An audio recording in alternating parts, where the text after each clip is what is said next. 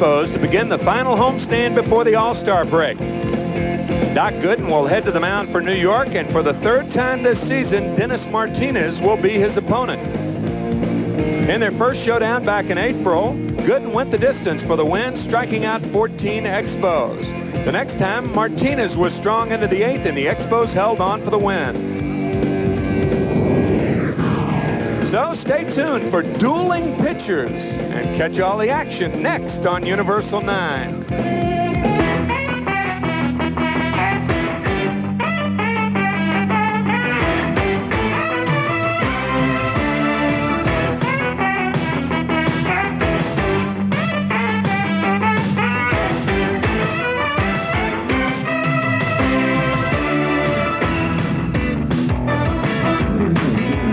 Live from Shea Stadium in New York.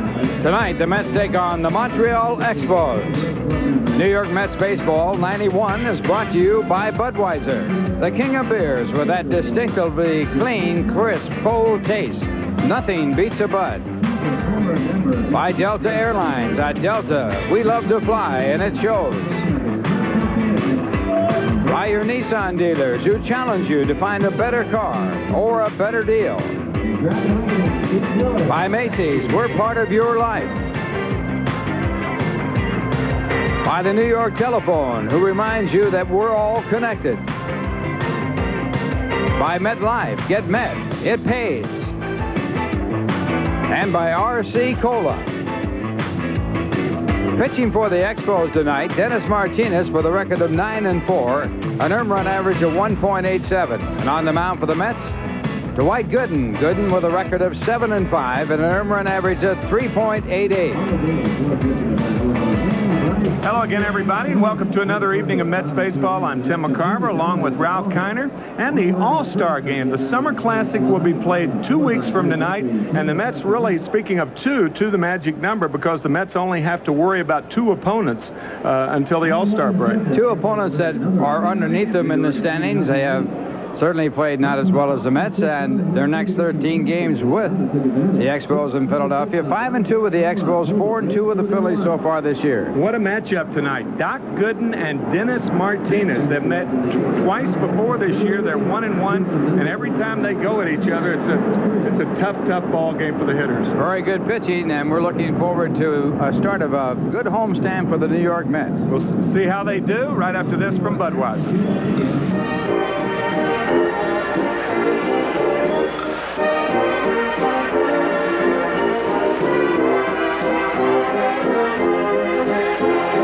Back here at Shea Stadium with the new manager of the Montreal Expos, Tom Runnells, taking over for Buck Rodgers on June 3rd. Tom, did you have any idea when spring training started that you'd be the manager of the Expos? No, Tim, I really didn't have any idea that it would happen during the course of the season. It's something that I've looked forward to sometime in the future, but it really caught us all off on surprise. Where you know, the word is that you have been groomed over the last 2 years, and interesting comments from Buck Rodgers saying that you were never disloyal during that time. What does that mean? Well, I really took my job seriously as a third base coach, and I never wanted to get too involved with the managing aspect. I never wanted to second guess anyone or even give the appearance of second guessing anyone, especially because of the rumors of they were trying to groom me for a managing job. I just really went out there and tried to do the best job I could for the team and as a third base coach. Quickly, your toughest problem so far? Well, really, it's been a nice 3-4 weeks. I'll tell you what, the players have responded well. I guess the biggest thing right now is just getting used to dealing with the pitching staff and getting myself reacquainted on handling a pitching staff. All right, Tom, good luck to you, and thank you very much. We'll be right back to Shea after this word from RC Cola. Back here at Shea on a lovely summer evening. What do they say in England? Lovely jubbly. It's a lovely jubbly summer evening. Mets and the Expos going at each other tonight. Doc Gooden and Dennis Martinez. Very low humidity here this evening. Kind of an interesting comment, or comments really, from Tom Runnells, the manager of the Expos. Tom, from Greeley, Colorado, one of 2 major league managers from Greeley, Colorado. The other, Greg Riddock, the manager of the of the Padres. Can you imagine? Now, here's a little town of, what, 17 to 20,000 people, Greeley, Colorado, and they have 2 major league managers at this time. Runnells and Riddick, good buddies growing up. Greeley, Colorado's got to be proud, huh? Yeah, without a major league ball club there too. No, I don't think the expansion is going to go to Greeley anytime in the next century. Well, they got 2 managers ready if they ever do. Yeah, that's right. That's right. Well, New York City has housed 3 major league teams. Of course, the Giants and the Dodgers and the Yankees. The Giants and the Dodgers went west, and 4 years later, the Mets were formed back in 1962. World Championship in 1969, a National League pennant in 73, another World Champion in 86, and Doc Gooden largely responsible for that. 7-5 this year. And the last time he faced the Expos, he lost to Dennis Martinez 2-1. But the time before that, his first start of the year, he struck out 14. Make that his second start of the year. When he faced the Expos, he struck out 14 Expos.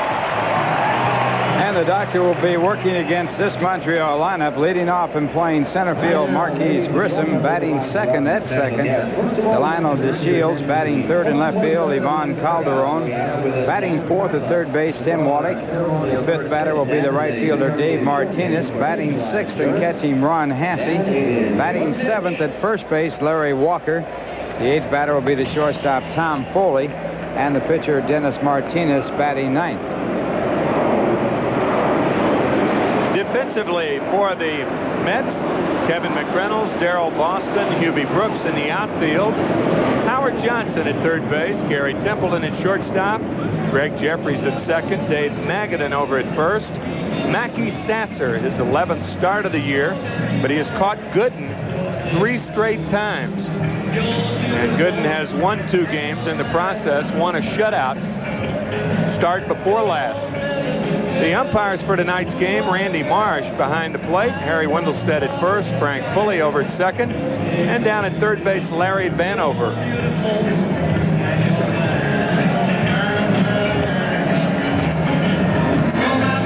Mackey Sasser, the problems that all who have followed the Mets are familiar with. Throwing back to the pitcher, those problems persist.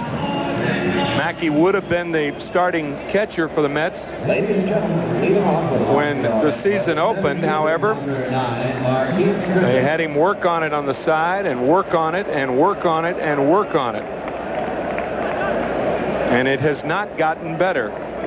But they need his bat in the lineup, especially against a tough pitcher like Dennis Martinez. Now, the Mets really have their work cut out. Martinez has pitched 23 consecutive innings without giving up a run, and he has won 3 in this month. Marquise Grissom takes a fastball high. He's hitless against the Mets this year, 0 for 14.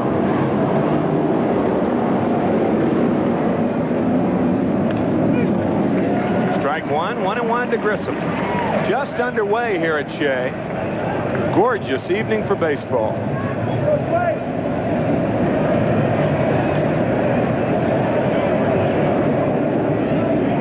Curve is low, 2 balls and a strike. Doc Gooden, 126 and 51 for his career. That's the best winning percentage of all time as Grissom fouls one back, 2-2. Doc 23 strikeouts short of becoming the 3rd Mets pitcher to record 1,500 strikeouts. Tom Seaver and Jerry Koosman also did it. And his numbers at Shea are very good, of course. 2-2 now to Grissom.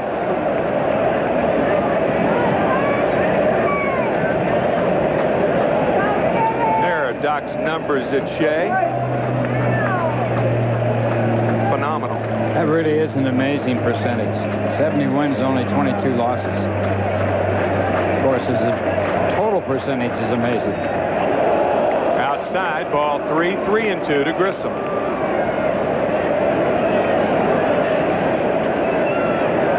Grissom, a tough man to walk because he has 34 stolen bases. The first 2 batters have a total of 67 stolen bases.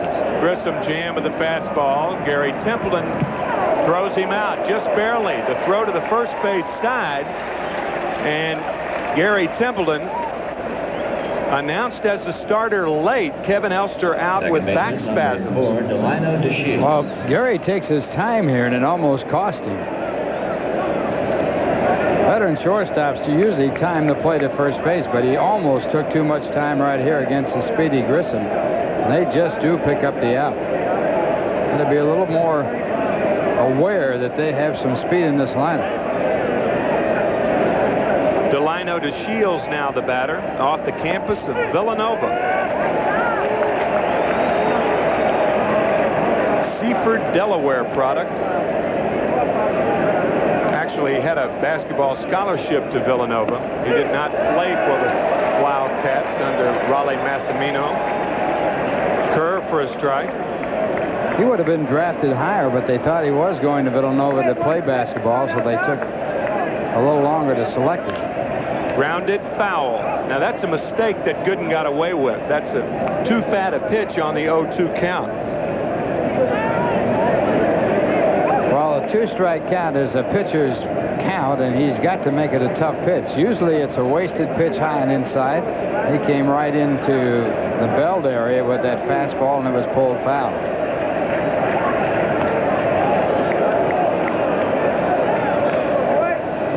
One ball, 2 strikes to DeShields. 1 out here in the first. No score.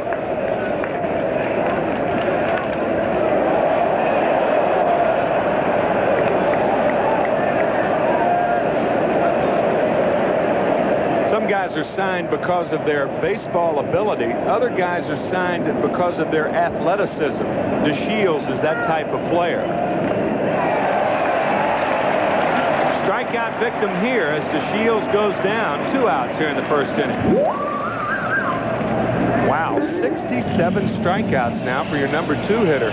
Just over the 1/3 of the way mark, so you can multiply that by about 3, and that would be his rate that he would have at the end of the year if he continues.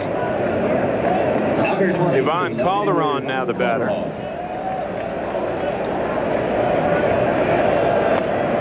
Ball 1. Calderon batting .300, only 4 for 26 against the Mets, however.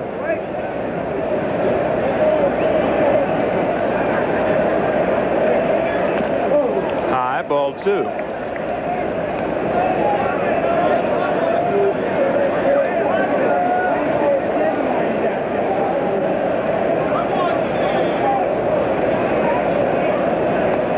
And he went too far. How about that little dandy there?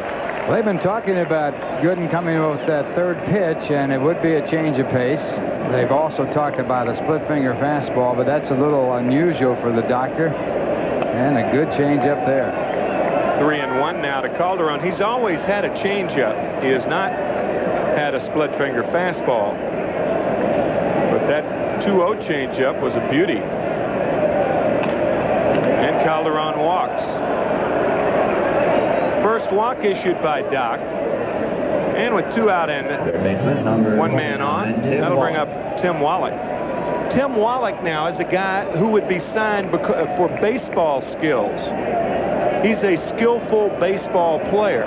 Delino DeShields, on the other hand, is a skillful athlete, a skilled athlete. That's not to say that DeShields is not a baseball player, but he's learning more about it. It's also not to say that Wallach's not an athlete, because he is. It's just guys are signed for different reasons as Wallach takes strike 1. Usually an athlete signed for future because you feel that because of his athletic abilities that he'll learn to play a game. Jackie Robinson would be a great example. Football, basketball, track, his major sport. Baseball, his worst sport. But he was such an athlete, they knew he could learn how to play great baseball. Great example right there. Calderon back in time. Calderon with 32 stolen bases with the White Sox last year. You may remember he came over in the Tim Raines trade.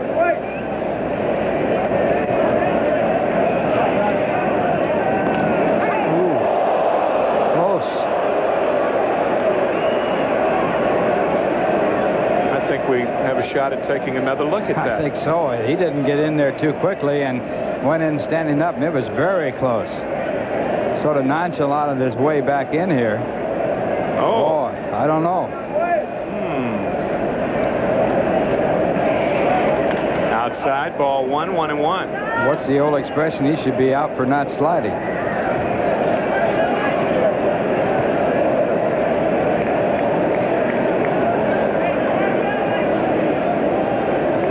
Facially, looks a lot like Junior Ortiz, doesn't he?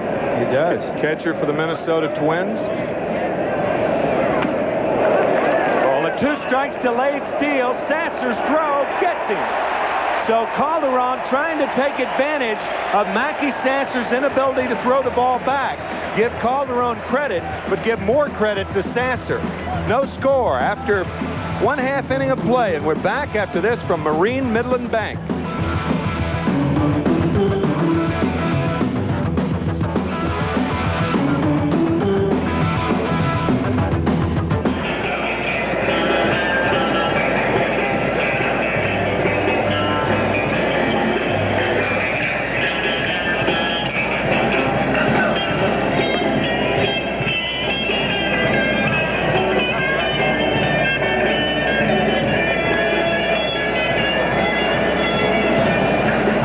Of the first inning, as you saw that delayed steal, we were having a little audio problems up here in the booth. It's funny, Ben Bonafide came in to fit me for glasses. He fixed my eyes, but he didn't fix my voice. So I can see, but I can't hear. Dennis Martinez, 9-4, 1-1 against the Mets this year. He is having a marvelous year. Look at the earned run average, 1.87. And he'll be pitching against this lineup. Darrell Boston for the Mets, the leadoff in center. Batting second, the first baseman, Dave Magadan. Batting third and playing second base, Greg Jeffries. Batting fourth, the left fielder, Kevin McReynolds. Batting fifth and playing third base, Howard Johnson. Batting sixth in right field, Hubie Brooks. Batting seventh and catchy, Mackey Sasser. The eighth batter, the shortstop, Gary Templeton. And Dwight Gooden batting ninth. So Darrell Boston leads it on, and the defense for the Expos will give you right after the first pitch. Darrell Boston batting .218 on the year, but he hasn't started that many times. Only 16 starts, as Calderon, Grissom, and Dave Martinez in right field. Wallach, Tom Foley, Delino DeShields. Larry Walker, his 15th start at first, and Ron Hasse behind the plate. You may know that Andres Galarraga, the Expos first baseman, is on the disabled list with a pulled left hamstring. It's 2 balls and no strikes now to Darrell Boston. Outside corner, strike 1.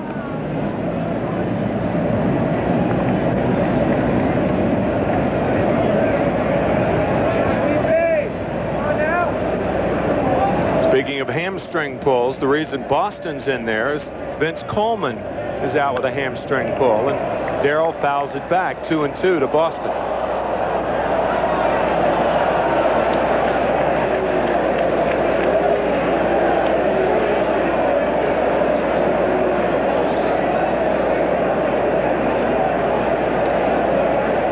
Sid Fernandez pitched 3 innings at Port St. Lucie on Saturday night. He threw 44 pitches. Arm is sound, so look for sometime around the All-Star break for Fernandez to be coming back. The curveball is high. 3 balls and 2 strikes now to Darrell Boston. Fernandez next start probably this Thursday at Tidewater.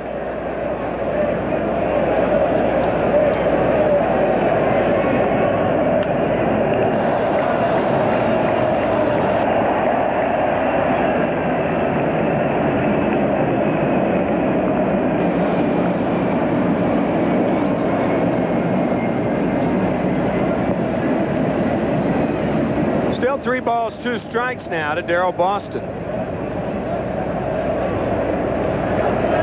We are experiencing some audio difficulties with Ralph Kiner's mic, and try to have Ralphie boy fixed up.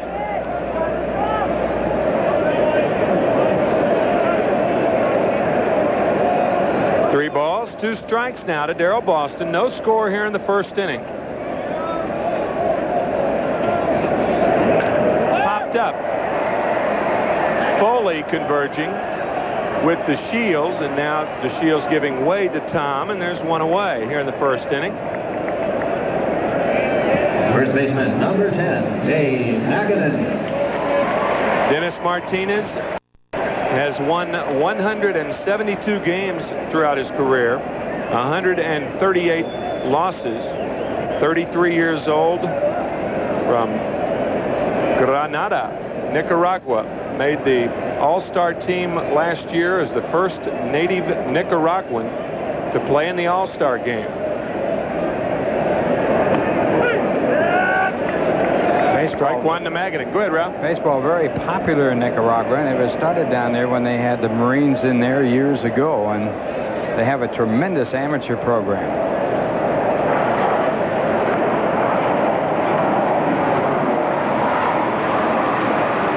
Curve is high, ball 1. Well, an interesting story that you may or may not have heard about how Martinez signed with the Baltimore Orioles initially. At that time, back in 1971, Frank Cashin was the general manager of the Orioles. 1-1 to Magadan. Curve for a strike, a ball and 2 strikes.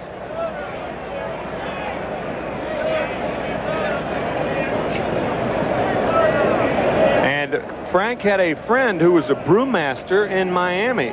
He was from Nicaragua, and this brewmaster told Frank Cashin about this young phenom down in Nicaragua, and Frank dispatched some scouts down there, and this one hit deep to right field, and over is the right fielder gone. Dave Magadan with a home run just over the outstretched glove of Dave Martinez. 1-0 New York.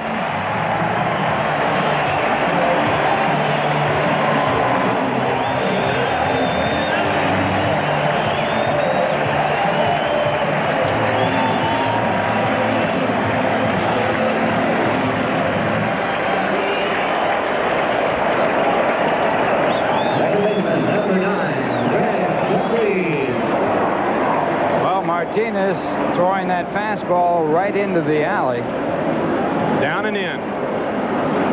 Left-hander's delight. A good try out there by the right fielder Martinez, who normally plays center field, and the Mets take the lead 1-0. You know, that was a great effort by Martinez, but it was a smart effort too. He waited until he had a real shot at that ball and came very, very close to catching it. Home run number 3 from Magadan, and the change outside, 1-1 to Jeffries. There's Martinez timing his jump and just out of reach. He needed that glove stretcher to get that one out.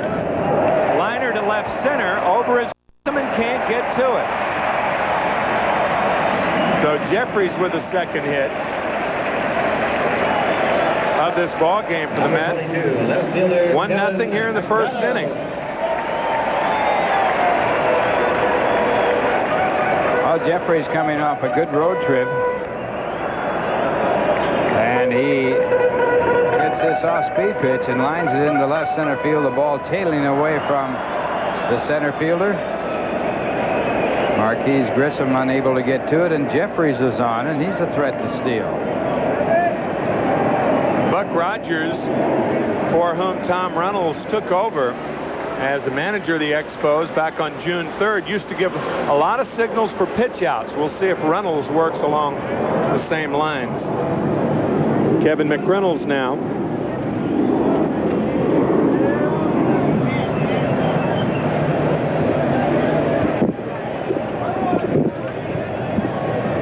There goes Jeffries. Fastball is high, throw is low.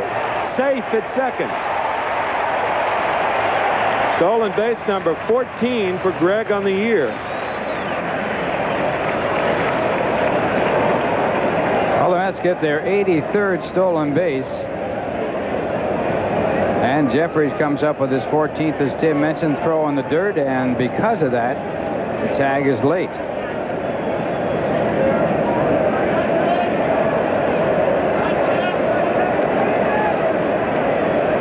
Jeffries at second base with 1 out, a ball and no strikes to Kevin McReynolds. Dave Magadan's home run has given the Mets the lead here in the first, and the curve is low, 2 balls and no strikes. By the way, if you're wondering if there is anything such as a glove stretcher, there isn't. But bat boys have been sent all over the ballparks throughout the major leagues, looking for the key to the batter's box and the glove. It's usually right next to the glove stretcher. Yeah, they usually keep them together in that same location. Also in that area is the checkered paint. Right next to the stripe paint. Stripe paint, checkered paint, glove stretchers, and keys to the batter's box. I'm sure those youngsters have been sent looking for many, many times. 2 balls and a strike now to McReynolds. 2-2. I hate to admit this, but you were a victim. Yeah, I told you that, didn't I? I was 17 years old and in professional ball, and we were playing in old Montreal Stadium in 1959, and Dick Rand, a sly old catcher, sent me into the clubhouse to ask the trainer for the key to the batter's box. And did I bite? 17? I was 17 at the time, yes. You can say it. I know what you're thinking. No, I'm just should have thinking. been too old, right? Fastball foul back, still 2-2. Well, it was a misdemeanor in those because you were only 17. It's not a felony now.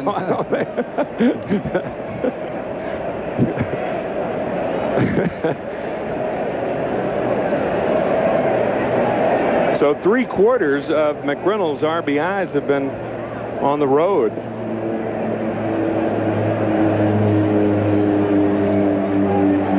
Two to Mac, 1 out with Jeffries at second base, 1-0 Mets. High ball 3-2. You're watching Mets Baseball 91 on Universal 9, WWOR-TV, Secaucus, New Jersey. Tim McCarver, Ralph Kiner, glad you have chosen to spend your evening with us, or a portion of it. And you tune in and you're probably thinking, well, Dennis Martinez, 23 consecutive shutout innings. And here, Dave Magadan, the second batter up tonight, boom. Home run, 1-0 Mets. We had nothing to do with it. That is not a jinx. 3-2 to McReynolds. Curve. And McReynolds doesn't fight as he walks, and that's going to bring up Howard Johnson, the Mets' hottest hitter. Number 20, third baseman Howard Johnson.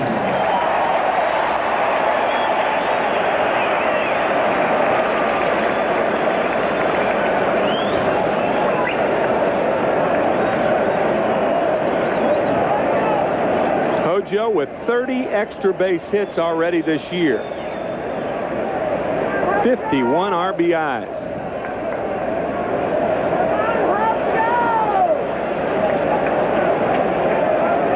Two on, 1 out here in the first.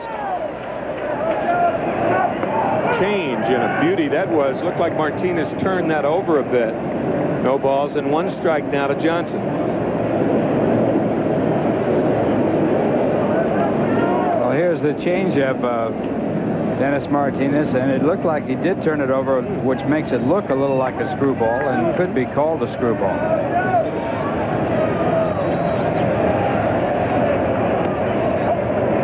Taking something off of another fastball. It's 1-1 with Hubie Brooks on deck. That's some pretty good stats for the Mets. Last week, McReynolds led the major leagues in hitting with a 555 average, 545 average. Johnson led in runs batted in with 10.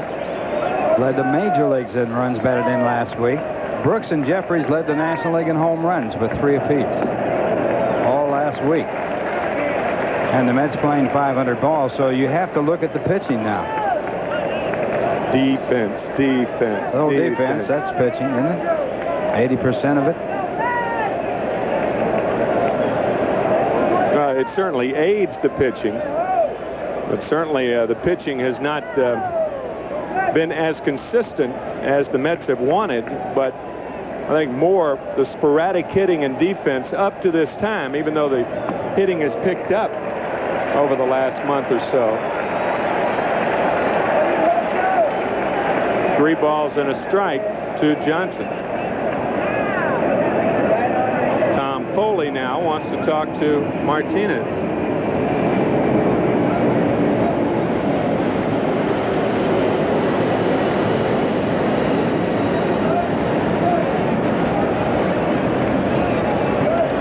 Probably about who was going to cover if the runners run more than anything, but with Foley over playing close to second, as you see there, Foley will definitely be covering on a ball hit back to Martinez.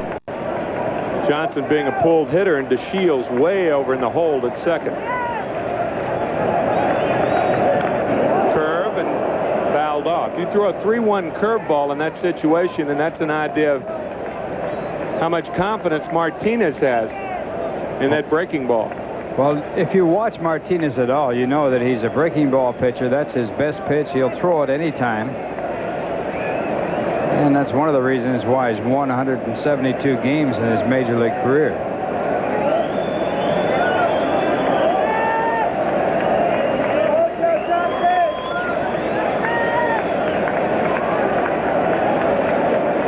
We'll see if Buddy Harrelson sends the runners.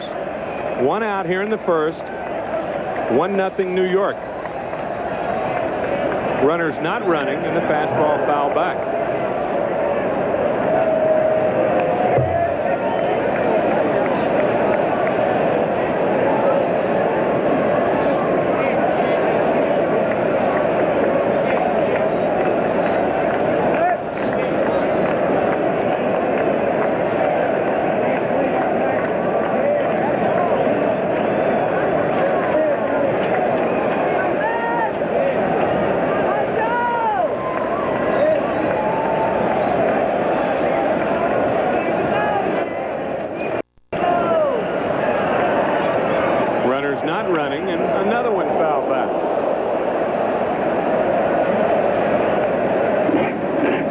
Buddy Harrelson not send the runners here.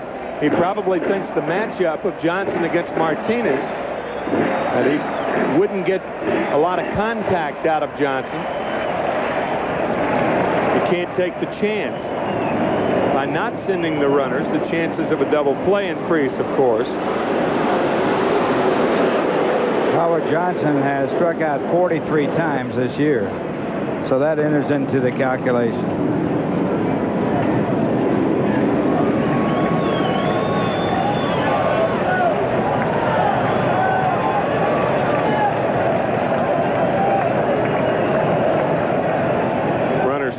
Running, and the fastball is high. So after Magadan's home run, Jeffries singled, he stole second, then McReynolds walked, and Johnson walked. And here comes Larry Bernard, the pitching coach, who was very close to Buck Rodgers. Tom Runnells, when he took over, maintaining Larry's services. So in a sense, this season, Bernard's serving 2 masters. Larry, an outstanding pitching coach. He started his major league career pitching for the Mets. Now batting number 7, right fielder, Hubie Brooks. Bases loaded and 1 out. The Mets on top, 1-0 here in the first. Against the very tough Dennis Martinez. Look at the numbers for Hubie. 13 home runs already. Ground ball sharply up the middle, off the glove of DeShields. 2 runs are going to score. Johnson to third, 3-0 New York.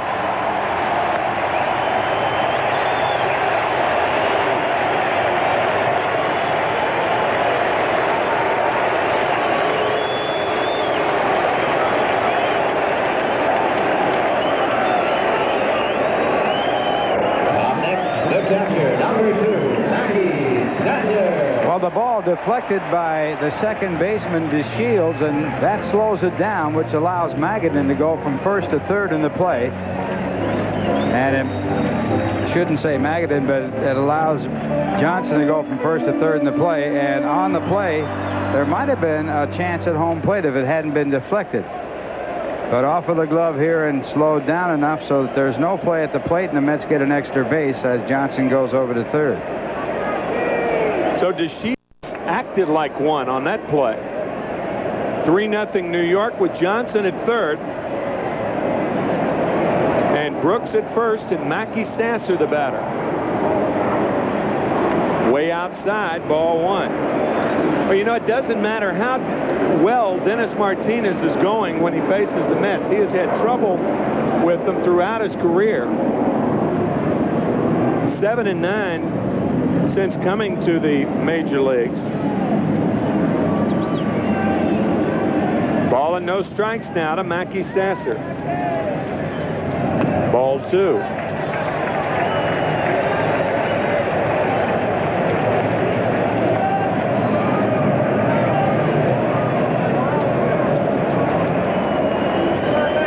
So Hubie has been red hot.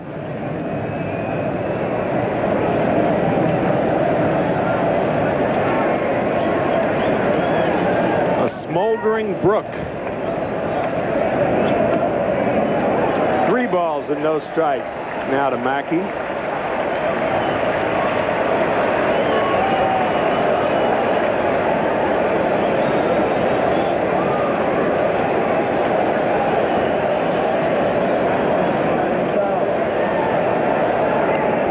There's a strike, 3-1.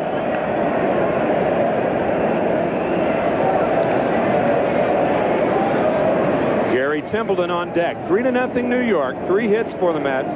Still only 1 out, and the Mets with runners at the corners.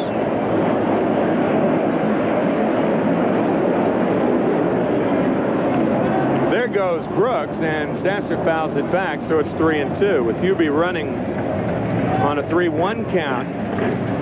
You're sure he's running here, but Martinez, keep in mind, with an excellent move to first base.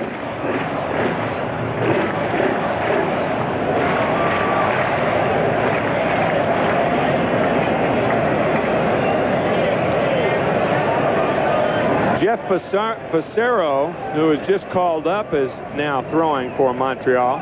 Brooks running, the breaking ball fouled off. So Hubie retreats to first base.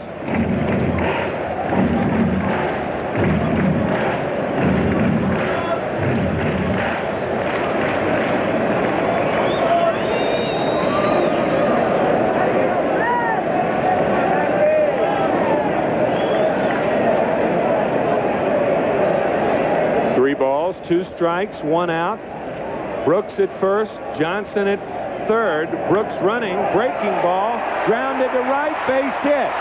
Brooks will come to third base, and the Mets now lead it 4-0.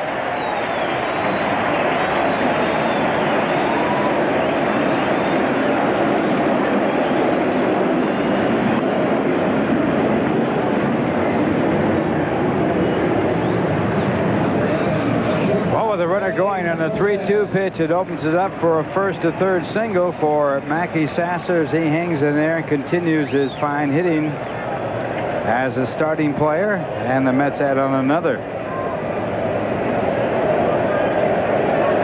As Howard Johnson scores, so it's tack-on time for the New Yorkers. It's 4-0 here in the first inning. Still only 1 out, and a fastball to Gary Templeton, strike 1.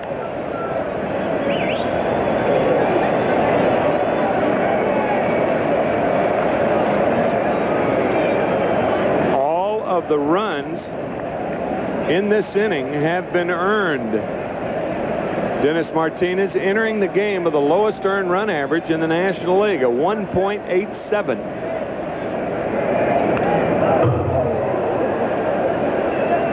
Oh, and 2 now to Gary Templeton. He's pitched 3 shutouts so far this year, and he's had 4 complete games, so this is really a turnaround against a very tough right-handed pitcher.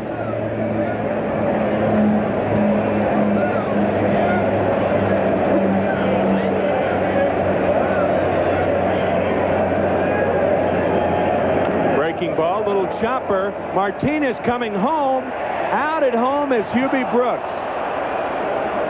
So Martinez with that quick throw, the block of the plate by Hasse, and Brooks is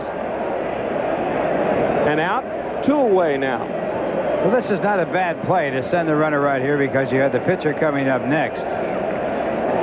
And the gamble didn't pay off. Hubie not making a strong slide. He sort of stopped short of home plate, as he is stopped a little bit by Hasse's block of the plate, but he did not get in there hard. And he's out. So he tagged the plate after he had really stopped.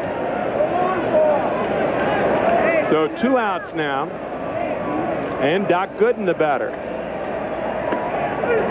Curve for a strike. 0-1 now to Doc. Pitchers love to hit in the first inning. I don't know if any pitcher doesn't like that, even if they can't hit. Even in the American League, you like to see the 9-hole hitter coming up, right? 0-1 now to Gooden. High, ball 1. Gooden's hit 4 home runs in his major league career. The Mets record is 6, held by Tom Seaver.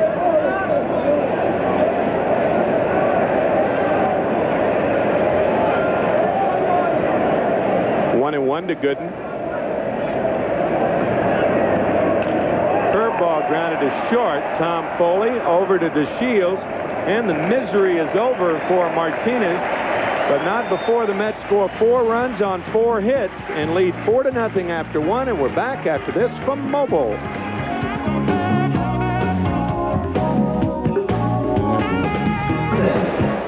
With that first inning, Dennis Martinez earned run average jumped from 1.87 to 2.18 to time with Tom Glavine of the Atlanta Braves through 42 pitches. And he comes back, and Andres Galarraga, a first baseman, is talking to him about how to pitch. How about that?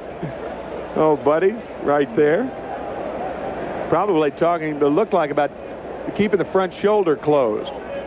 Not flying out of there. Pardon me, Ralph. It's something that Galarraga doesn't do too well either. Gets that shoulder open a lot.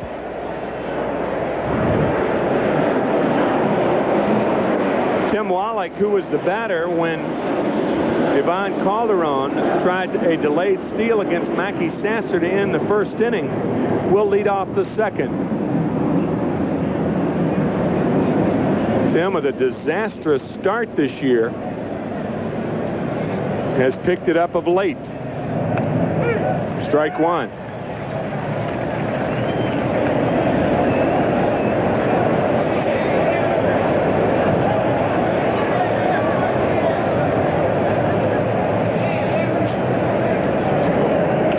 Outside. A ball and a strike to the Expo captain, Tim Wallach. And that's an example of that terrible start that he had and what he's done lately.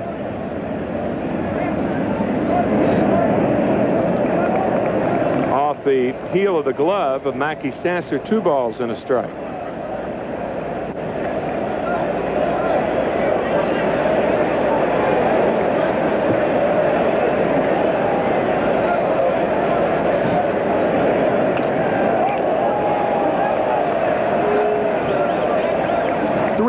And a strike to Tim Wallach.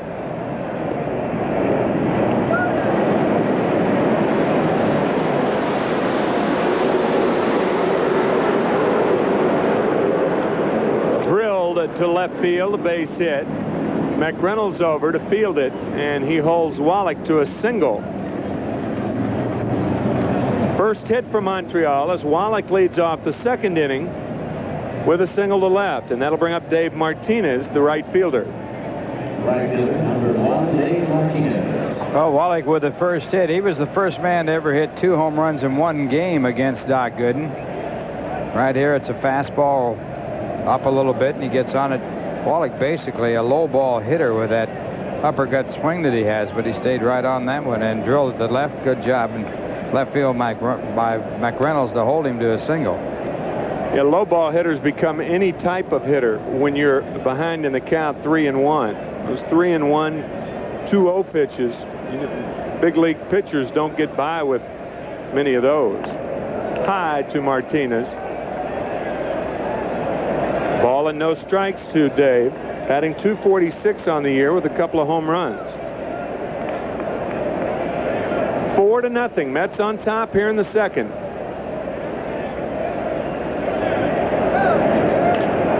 Fly ball to center field and playable as Boston drifts over. 1 out.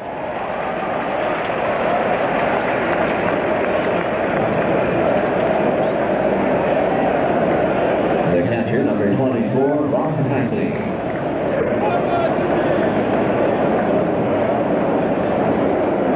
Ron Hesse now the batter.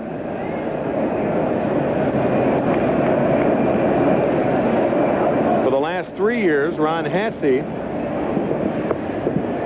played for the Oakland Athletics, primarily the personal catcher of Bob Welch. Ground ball foul down the left field line. No balls and 1 strike to Hesse. I've never really believed in that too much. A pitcher preferring winter. I've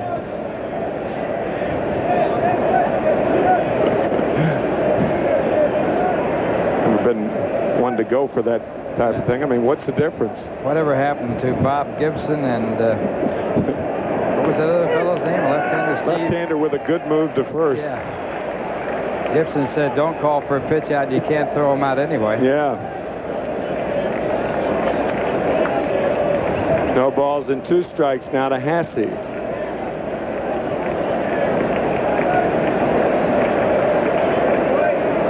I will be playing in a Pro-Am golf tournament tomorrow with Steve Carlton and Richie Ashburn, playing with Lanny Watkins in Memphis, Tennessee, the FedEx St. Jude's Open. Played a couple of years ago with Lanny, and I can't believe he invited me back. What did you do to deserve that?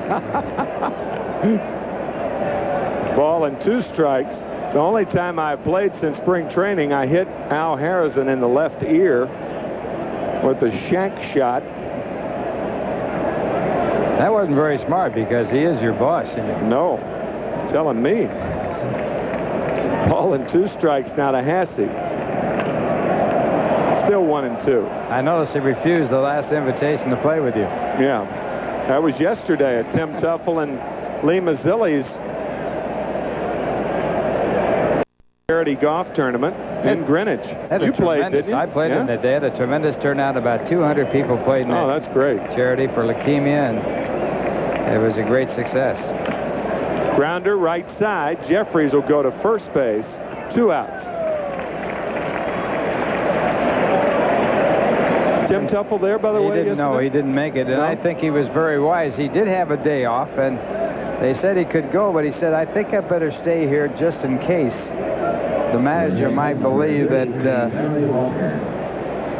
that I'm serious about playing with the San Diego Padres. He could have gone into St. Louis from New York, I guess, huh? Oh, he did have to play, didn't he? That's right, St. Louis had a game. St. Louis and San Diego with a game in St. Louis last night. Game won by the Padres, who have become the dominant road team in the National League, along with the Pirates all of a sudden. Larry Walker is now the batter. Ball 1 to Larry, the first baseman, his 15th start at first this year. Yeah, Rick Cerrone, we understand, kind of the honorary chairman yesterday, filling in for Tim Tuffle. Saw Rick up there. Lee Mazzilli, of course, was there. He was the co-chairman with Tim Tuffle for that tournament. Great golf course. Tamarack, they raised an awful lot of money for charity. Saw Dave Magadan there, who played. Also Alejandro Pena.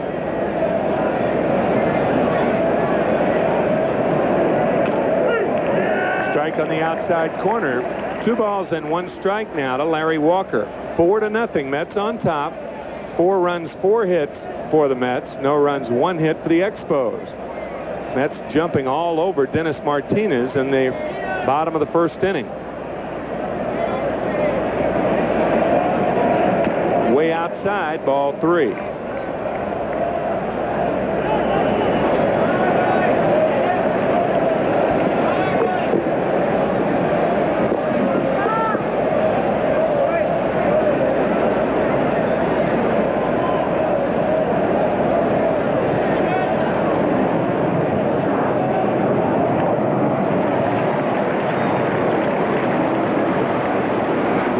balls and 2 strikes to the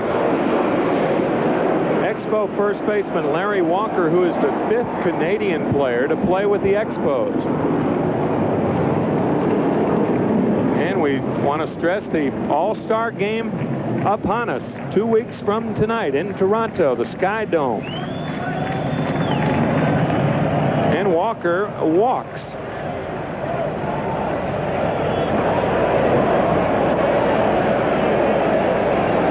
Number 60, Tom Foley.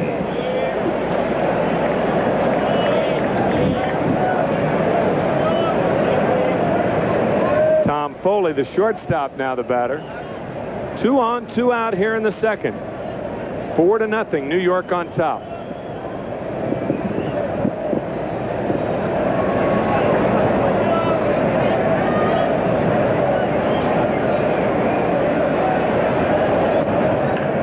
Fly ball, left field, should be easy for McReynolds, and it is. Expos fail to score in the second inning. Still 4-0 Mets. We're back after this from Budweiser. Jumping all over Dennis Martinez in the bottom of the first inning. Batting around. Sending 9 men to the plate. And scoring 4 times. Lead 4-0 here in the bottom of the second. Beautiful evening. Low humidity, about 73, 74 degrees.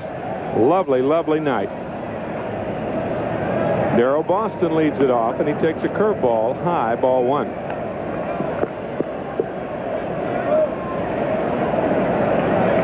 Darryl popped to short his first time up. 1-1.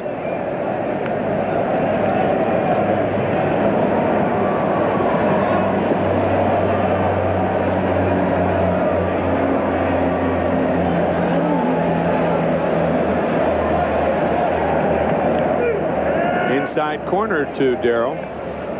Ball and 2 strikes now to the Mets center fielder Darryl Boston.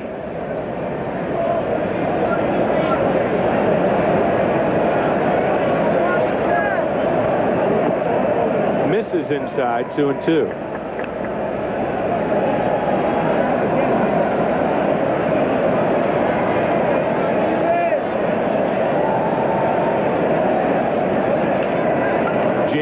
Boston, and Martinez throws him out. Martinez, an excellent fielding pitcher. And we mentioned the trouble that he has had recently with the Mets. Hard to believe that back in 1987 he was 4-0 against New York. And since that time he has really struggled. He has gone 3-9 in his last 3 years. Remember that opening day in Montreal back in 1989 when, or was it 88? When the Mets hit 6 home runs, 4 of those against Martinez. That's when Darryl Strawberry hit the roof, the facade in Montreal. Magadan, a home run his last time up, home run number 3 to put the Mets on the board. Then New York went on to score 3 more times. No balls, 1 strike to Dave Magadan. Ball 1, 1-1. Magadan has said that his trouble is that he has been trying to pull the ball too much. He's off about 90 points off of last year's batting average. And that he's going back to hitting the ball to the opposite field. So what does he do? His first time up, he pulls it out of the park for a home run. 2-1 now to Dave. I think when you get into those slumps, you really don't know what you're trying to do. It's more of a selection of pitches that gets you so messed up than it is anything else. Your thinking process isn't in coordination with the pitchers.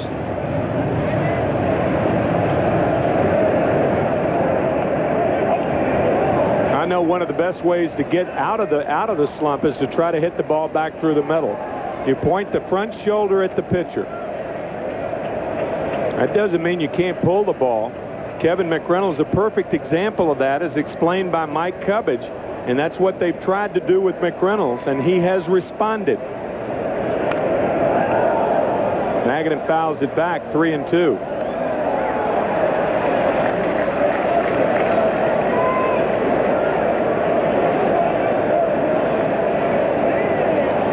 shoulder, in my opinion, the most important thing about hitting.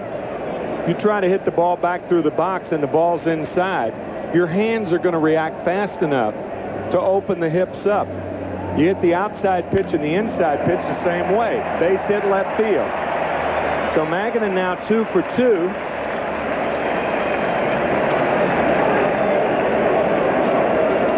Second baseman Greg Jeffries. The tale of two swings. Here is the home run swing. It's a fastball that's in and a little bit down, and he puts a bat on the ball. The shoulder closed on that one, and then the hands were quick. Now the hands are not as quick, and he hits the outside pitch to the opposite field. Here's his move in his last pitch, and you see he's right there with his head. Shoulders were closed, but the hands slower that time and going toward the opposite field. As Tim pointed out, if you keep the shoulders square or closed and they don't open up, then you use your adjustment with your hands to adjust for the pitch. Right.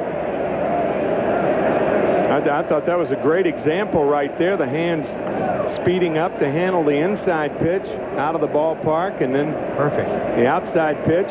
You can't do any more than what the pitch will allow you to do. If you try to pull that pitch away, you play pepper with the second baseman all day long.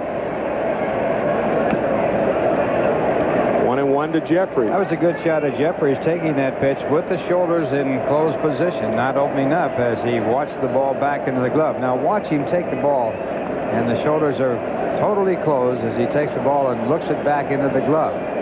That's the way Johnny Mize used to do it all the time when he was taking pitches. He'd watch it right back into the glove. You take like you swing. I know that sounds strange. You folks may be thinking, what do you mean now? But you take like you swing. Your approach taking is the same as your approach hitting. The difference, of course, is you don't swing, but you're taking in the same position that you would be if you were swinging.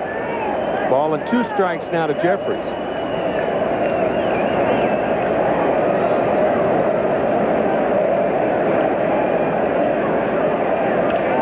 Grounded left side. Foley to DeShields. The throw to first not in time.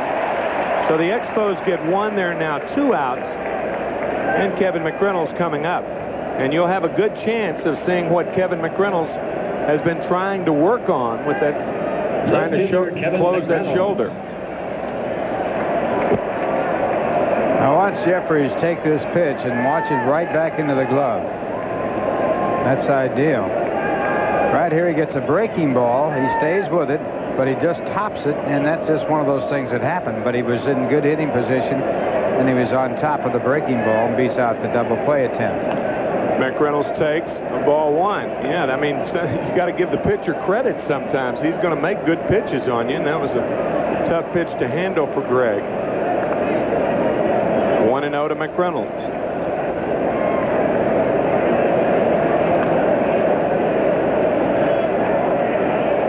Jeffries with the stolen bases last time on.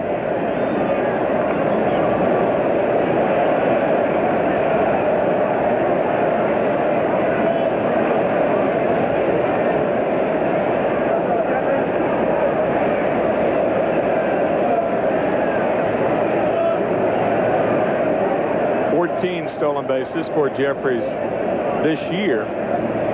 He had only 11 all of last year. Curve catches the outside corner. 1-1 to McReynolds.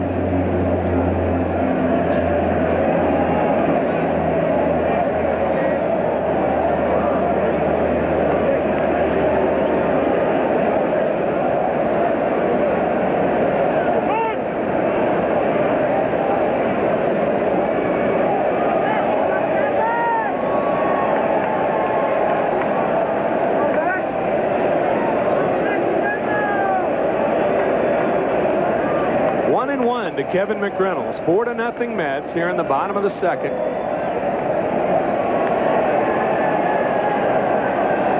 Dennis Martinez coming into this game with 23 consecutive scoreless innings, and the Mets pouncing on Dennis for 4 in the bottom of the first.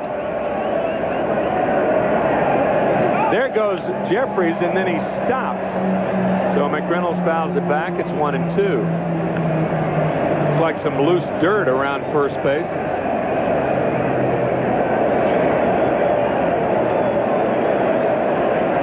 Mets for quite a while leading the league in stolen bases. They now have 83 for the year, but Montreal with 114 leading the league, but they have attempted 168. The Mets have attempted 106.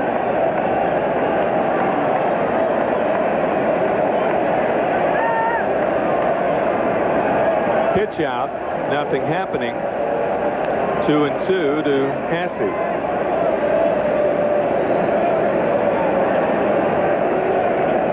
Or 2-2 to McReynolds, I beg your pardon. Tom Runnells, the new manager of the Expos, taking over on June the 3rd. Breaking ball, fouled away. Still 2-2.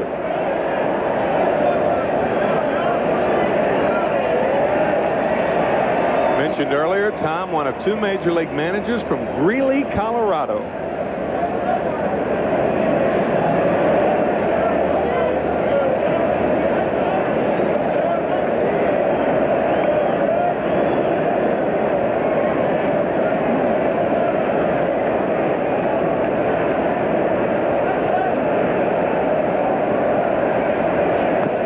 Just misses outside, so now it's 3-2 to McReynolds.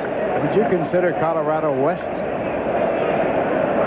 It was Horace Greeley that said, "Go west, young man." I wonder if that city was named after Greeley. It's a good question. I don't know.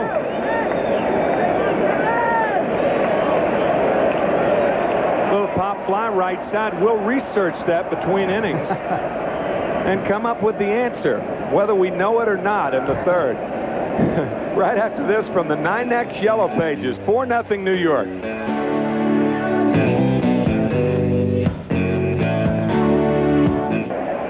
Top of the 3rd inning, a 4-0 Met lead. Just a absolutely perfect night for baseball, or anything else for that matter. We checked with our resident Atlas statistician on whether Greeley, Colorado was named after Horace, and we got this definitive answer. Probably. Probably, yeah. Nita Benita giving us a probably there. That's like a definite maybe.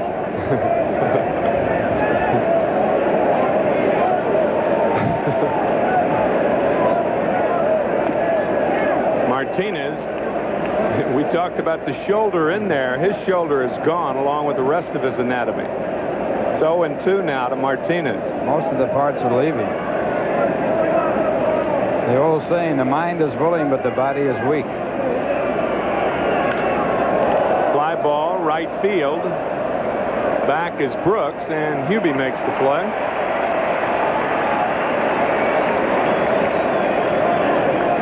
Maybe Jay Horowitz would know the answer to the whether Go West young man was Horace Greeley's.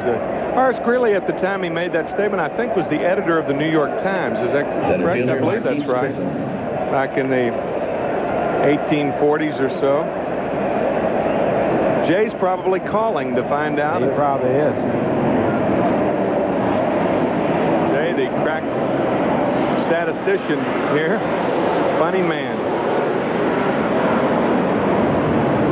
Fastball is low to Marquise Grissom, who grounded to shortstop his first at bat.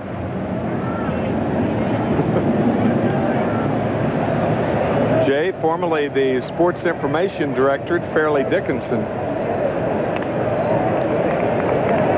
2 balls and no strikes now to Marquise. I think the Expos expected great things out of Grissom last year, and what they expected last year they're getting this year.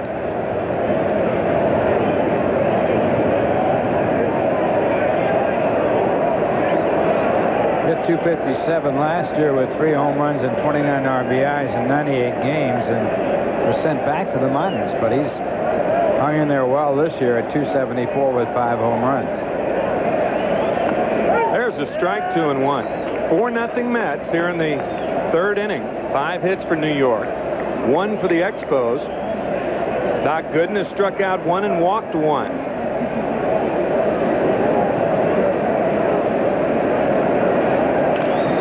to short again. High hop for Templeton, and he throws out Grissom. 2 outs here in the third.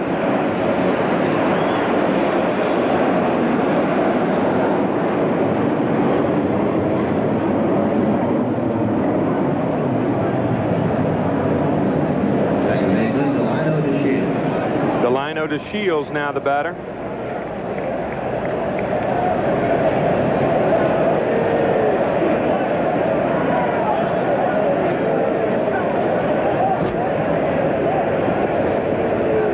Outside, ball 1.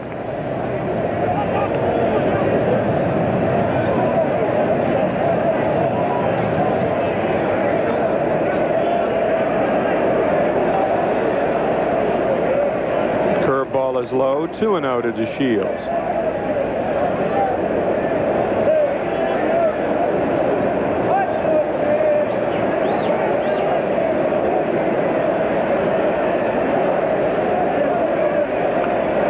Outside corner.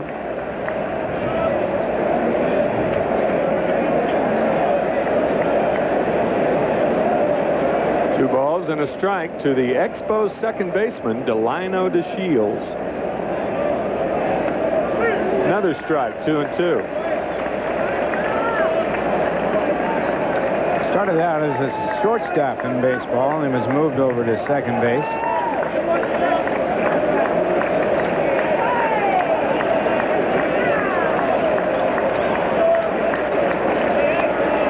Ball 3. 3-2 to DeShields. 4-0 Mets here in the third.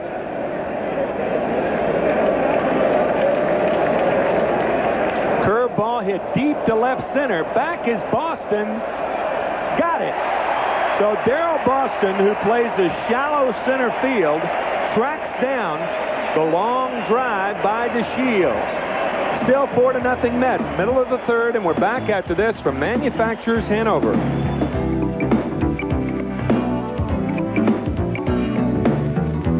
Horace Greeley was the editor of the New York Herald Tribune, not the Times, and that Greeley, Colorado, was named after him. He also ran for president of the United States.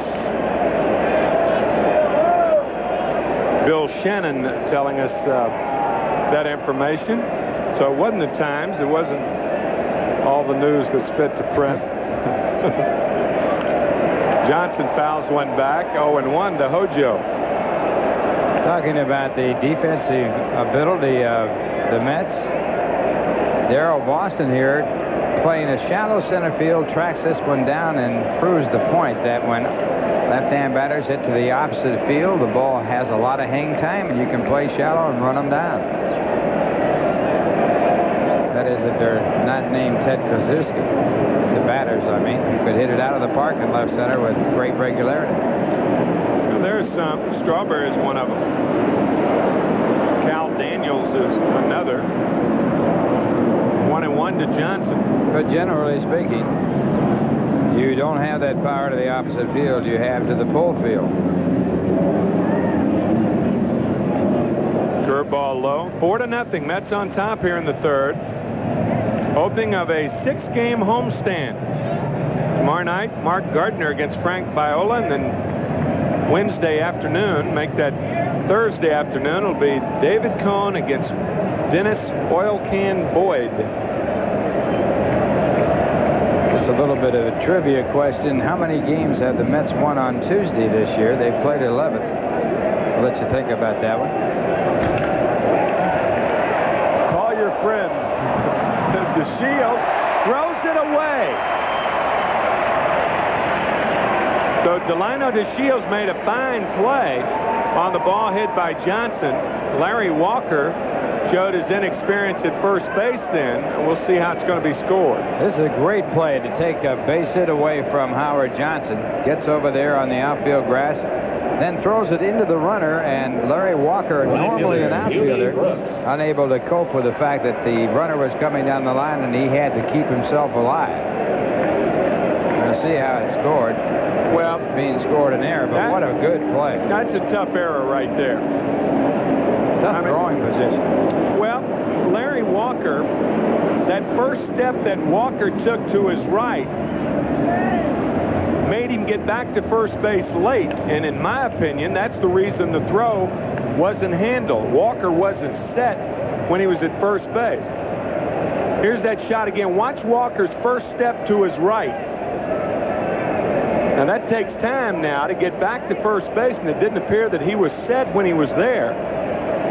Where was the pitcher? Throw is high to Johnson, but the throw by Hasse is right on him. So Howard Johnson gunned out by Ron Hasse. And one out here in the third inning. Well, Johnson, who has 13 steals, is thrown out now for the 7th time.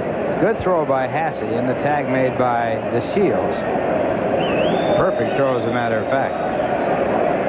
2 balls, no strikes now to Hubie Brooks. 3-0. On that play, I guess Martinez broke toward first base, but I mean, Larry Walker took it himself. I didn't think Walker was set. I thought the throw was tough, but anyway, Johnson's retired on the steal anyway. Brooks swinging 3-0, and he lifts one to center field, and there are 2 outs.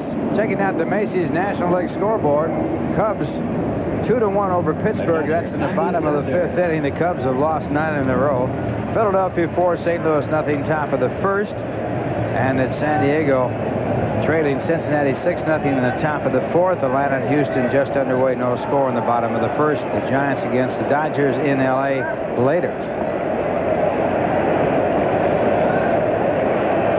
Mackey Sasser hammers one off his right foot, and it's 0-1 to Mackey.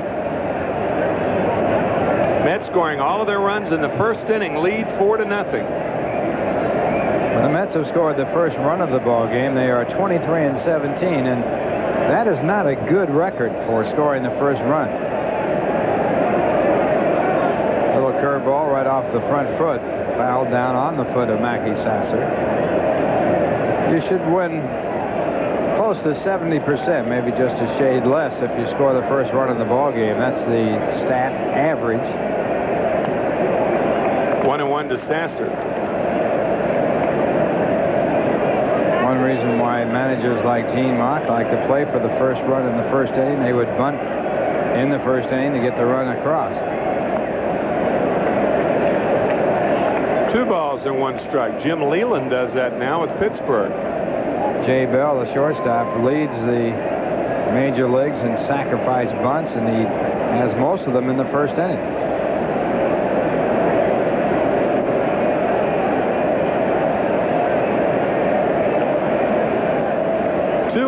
To Sasser. 3-1.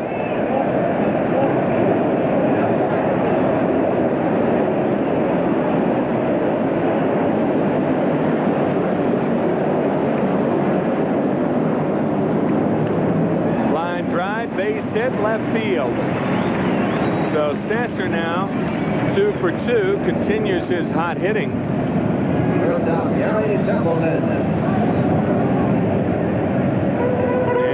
Templeton is now the batter.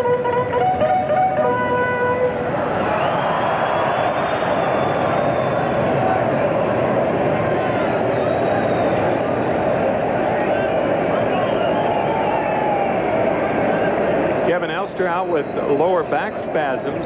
He should be able to play tomorrow.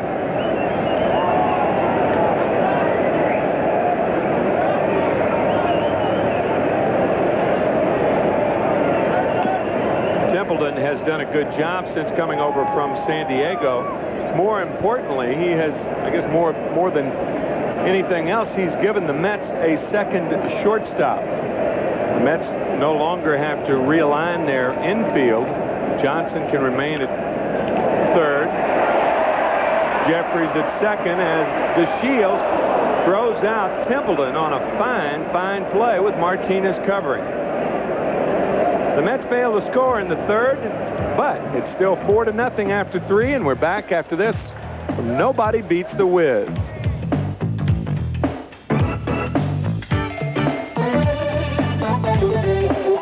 4-0 Met lead here in the top of the 4th inning.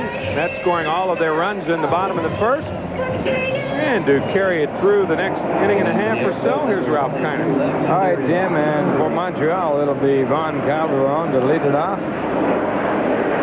Mets sending 9 men to the plate in the 4th inning when they picked up their 4 quick runs. And Gooden has held Montreal to 1 base hit, a single by Wallach in the 2nd. Calderon walked his first time up and was thrown out attempting to steal on a delayed steal against the Mets. And he takes the first pitch, a fastball for ball 1. Batting .300 for the year with 9 home runs, 44 runs batted in. And a chopper out to the shortstop, Templeton. 2-pitch out for Doc Gooden. Hey, look at the American League up at Fenway. The Boston Red Sox over the Yankees 4-1 in the 4th. 2-0 Baltimore over Cleveland in the 5th inning. It's going to be interesting to see how Minnesota draws. They came off that terrific road trip. They've won, what, 20 of their last 22, and they lead 2-0 over Toronto in the 3rd. Milwaukee, Detroit 3-1 in the 5th. 2-0 Chicago over Seattle in the 3rd. No score California, Kansas City, and Texas at Oakland later on. And the first pitch to Wallach is taken for a called strike. Minnesota has won 20 and lost 2 in the month of June. Pretty good way to control the month. Wow. They lead Oakland by 3.5 games as they won last night over the Yankees. Oakland did not play, so Minnesota now with a 3.5 game lead over Oakland with that 20 out of 22. 1 strike to count and a chopper down the 3rd side, but foul, and it's strike 2. And you remember only 3 years ago, Minnesota drew over 3 million people for the year. And this year they've drawn only 625,000. Most of their success has come on the road. And it's going to be interesting to see if they can draw a lot of people since they're red hot. Boy, they have been sizzling. 2 strikes to count to Wallach. And a fastball for a ball, 1-2. Wallach hitting .244 for the year after a very, very slow start. He's driven in 19 runs in his last 21 games, and he now has 33 RBI for the year. And that pitch, a fastball again. This one outside, 2-2 the count.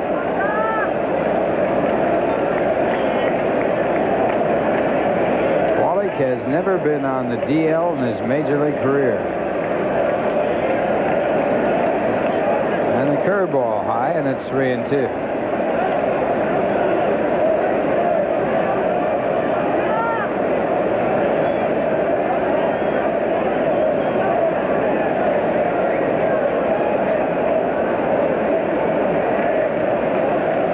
He's averaged 154 games played in his major league career, and he has struck out on the fastball. That pitch actually right in his power alley. He loves that ball now. That's why you see that look of disbelief on the face of Tim Wallach. He's saying, what did that ball do? The hitters turn around and kind of wonder, and you feel that sense of wonder on that particular pitch. And the ball did something that was unpredictable.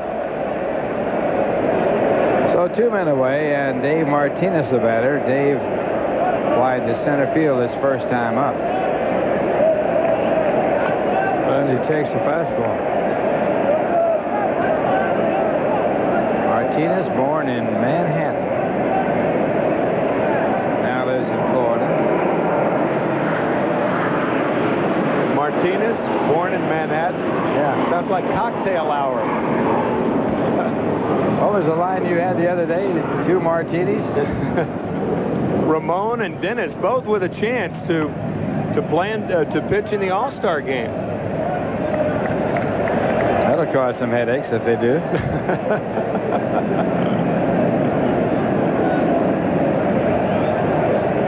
Martinez 0 for 8 against the Doctor this year. And he checks excellent swing, but it's still a strike, and it's 2-1. When Martinez was traded to Montreal, it took him 4 days to report to Montreal. He said he had a commitment. That commitment was to host his own wedding reception. Since it would have been tasteless for someone else to do it. That's one situation where you don't have a stand-in, right? Well, the 4-day reception, that must have been quite a party. Big reception. He lived up to his name, Martinez. There's a drive to left for a base hit. So the second hit off Gooden as Dave Martinez singles the left. Puts a runner on with 2 men out and brings up Ron Hasse. The catcher, Ron Hasse. Well, how about just recently, speaking of weddings, how about Ivan Rodriguez, the young catcher of the Texas Rangers, playing for the Tulsa Ball Club, the AA affiliate of Texas, scheduled to get married between games of a doubleheader on a Wednesday night. And he was called up, and they said, since you're going to get married, you can get married on Friday now. He said, no, sir. So the next day, he gets married on Thursday, and that night catches Nolan Ryan in his first Major League game. Got a base hit. Drove in 2 runs in the 9th inning as the Rangers won that game. That's some doubleheader, isn't it? Boy, I'll say. Married in the morning or game at night. Honeymoon at the ballpark. Threw out a base runner, too. I think he threw out 2, as a matter of fact.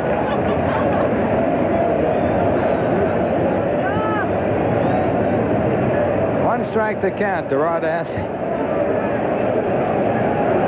Hasse hitting .236, 6 home runs, 20 RBIs.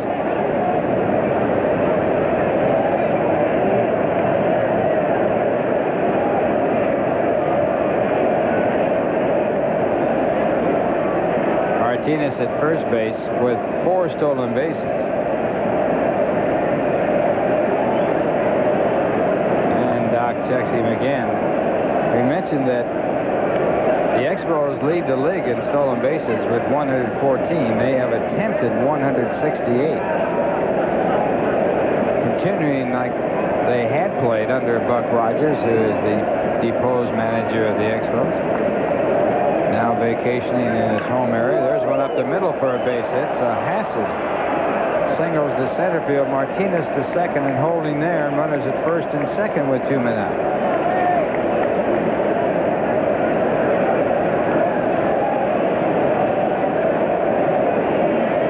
Hasse had been 1 for, make that 0 for 8 before this base hit. So now he's 1 for 9. His first hit against the Mets this year. First baseman, Larry Walker.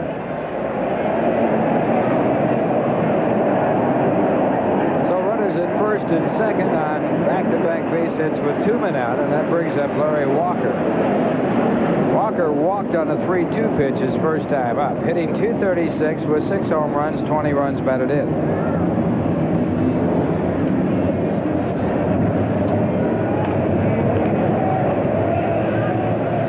And they pitch a ball.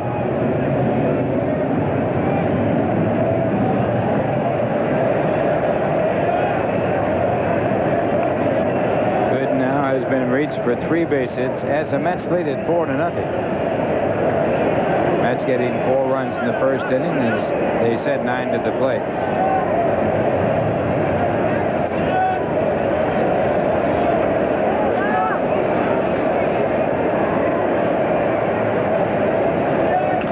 And that pitch a ball. It's a fastball missing, so it's ball 1. Make that ball 2.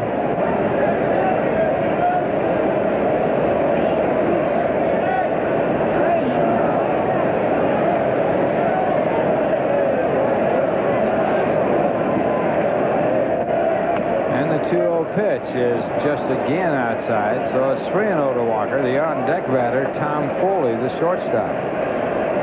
So Gooden, after getting the first 2 batters easily, has given up 2 signals and has fallen behind 3-0 on Larry Walker.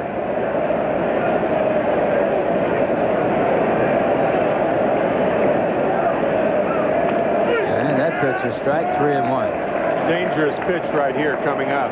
Walker with excellent power.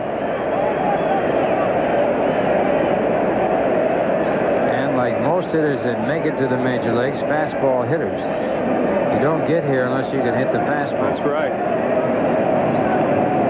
The 3-1 pitch and hit to the second base side. Jeffries over to first for the out that retires the side. So Gooden retires the first two, gives up 2 hits and gets the big one. 2 men left on base, and the score at the end of 3.5 innings. It's the Mets 4 and Montreal nothing. And here's a word from the New Jersey Bell Yellow Pages. In part by the New Jersey Bell Yellow Pages. No other book can match it. New Jersey Bell, a Bell Atlantic company. And by DHL, Worldwide Express, delivering packages and documents faster to more of the world. Bottom of the 4th inning, the Mets leading 4-0. And Doc Gooden to lead it off. He takes the first pitch from Dennis Martinez for a called strike. Gooden grounded into a force play in the first inning to end the inning. And now that pitch a ball, so it's 1 ball and 1 strike. Gooden with 6 hits this year. He has hit 1 home run. And is 0 for 1 against Martinez and the breaking ball. 1-2.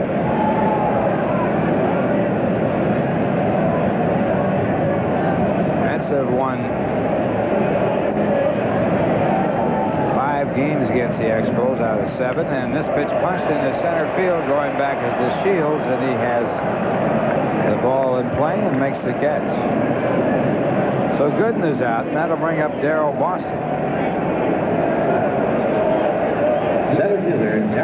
I just got on Doc about his hitting. You could see that infectious smile of Gooden. Somebody probably said you get all of that one? Yeah, ball's not carrying to center. One really got it. Now. 0 for 1 as Darryl Boston steps in. Boston hitting .218, and he hits it to center field, left center field. A long run for Grissom. He's back there, and he makes the catch. So 2 men away. Mets leading 4-0. And Boston back to the bench. First baseman Dave Magadan. That'll bring up Dave Magadan, who has homered and singled in his 2 at-bats.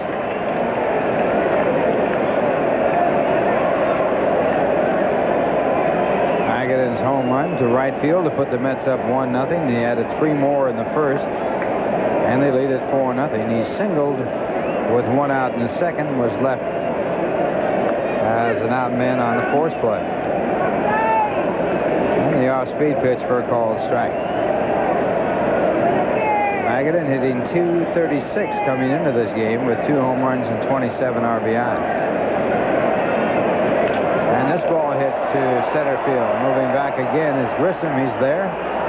And the Mets are retired in order for the first time in the game by Dennis Martinez. The score at the end of 4, the Mets 4 and Montreal nothing. Now here's a word from Mobile.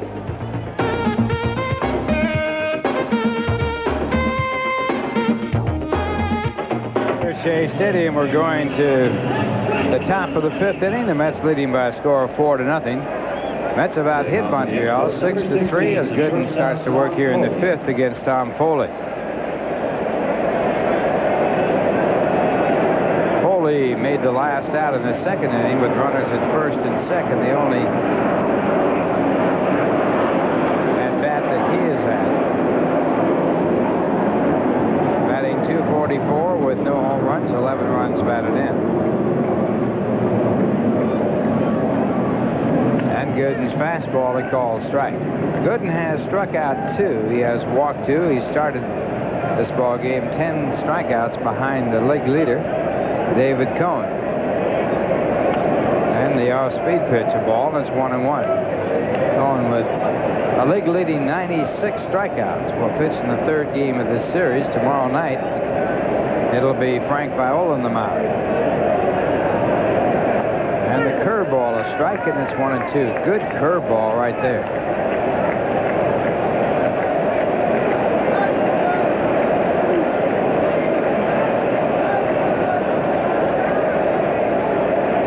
Foley, a very versatile utility ball player. And he hits this one down the line. It's a fair ball. It'll be extra bases. McReynolds over.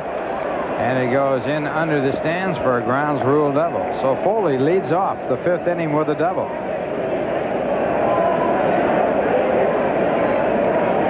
Real hanger right there from Doc. It just stayed up and away from Foley like it was sitting on a tee. Tee time right here. Tee time for Foley. Spanks it down the left field line for first extra base hit of the ball game for the Expos. Those hanging curveballs like that, something you can't let get by. That'll bring up Dennis Martinez. Mets leading 4-0. The Mets are looking for a sacrifice here. And if they get it, they should try to get one out. Just one out. Sacrifice insignificant for the Mets right here. And Martinez squares and bunts it to the first base side. Magadan fields it, throws to Jeffries at first for the out, and on the sacrifice, Foley goes to third. It's one of those situations in a game where a team sacrifices an out, and you don't mind them sacrificing that out because you've got a 4-run lead. 5th inning, middle innings, give them this all day long. Anybody but the pitcher in that spot wouldn't be sacrificing. Right. Surprised he was, because Martinez is not a bad hitter. He's had 5 hits, 2 of them doubles, and he has driven in a run. So they sacrifice the out to get the runner to third, and now the batter will be Marquise Grissom, who is 0 for 2. The Mets have the infield back at short and second, in at first and third, and this one topped down the third base side, and Johnson's going to let it roll. He had no play at all, and it stays fair. So on the infield hit, runners now at first and third. Nothing whatsoever you could do. You can't guard against this. Can't do anything about it. A swinging bunt for Grissom. Howard Johnson did all he could, hoping it would go foul, but it just hugged that straight line. He was playing in on top of it. Still had no play. Yep. So runners at first and third, and one man out, and the batter will be DeShields. Delino DeShields, who is 0 for 2. Right out to deep center. Fine catch in the ball by Boston. And the Mets have the infield back at double play depth, but short and second, in at first and third. And a throw to first. Grissom, the runner at first base, with 34 stolen bases, leads the National League in stolen bases.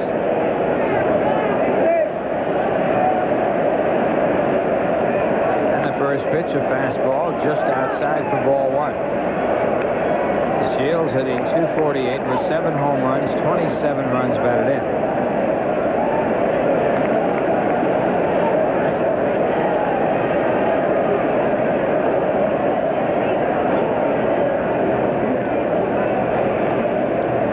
And the one-strike pitch is fouled back into the stands. Remember, it makes good sense to drink responsibly. Know when to say when. A reminder from Budweiser.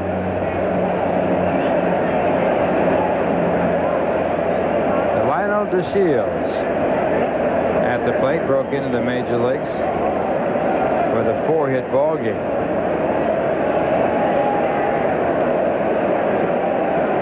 Go to first base, and Grissom is back. DeShields got 4 hits in his opening game in the major leagues. He became the first Montreal player to do it since Mac Jones did it back in 1969. And the runner going with the pitch, a perfect throw by Sasser, but the ball dropped by Templeton. It appeared they had him at second base, but Templeton couldn't hold on to the throw. There will be a stolen base there and no error. Actually, Gary was late in covering for some reason. Look at DeShields going up with the bat as though it was a bunt. This ball down there. No, Gary was there, and looked like Grissom just kicks the ball out of the glove. Boy, a strong throw by Sasser. I mean, a seed to second base. Couldn't have shot it down there any better. Right on the bag, and Templeton can't hold on to it as it comes out of his gloves. Frank Pulley, the second base umpire, waited and made the correct call as the ball popped out of the glove. And now the fastball is swung on and fouled away, so it's 2-2.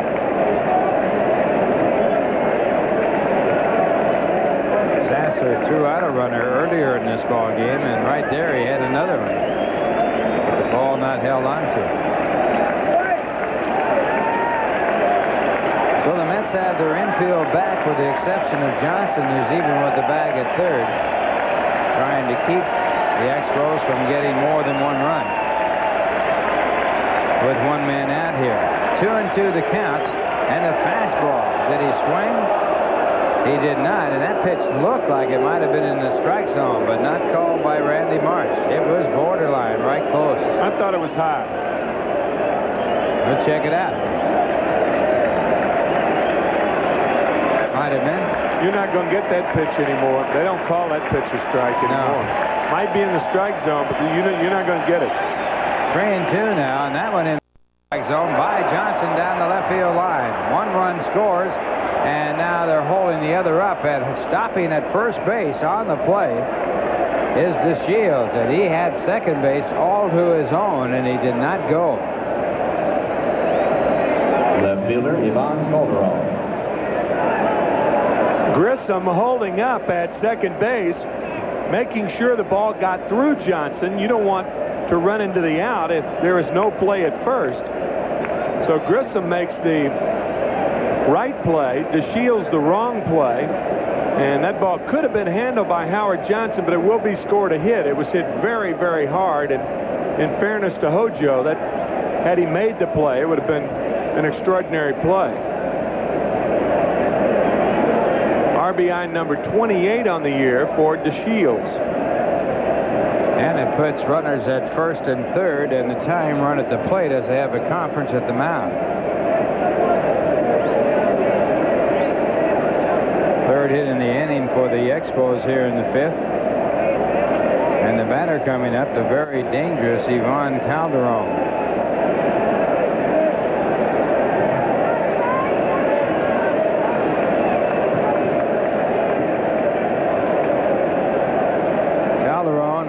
Walked and grounded to short. Again, the Mets are at double play depth.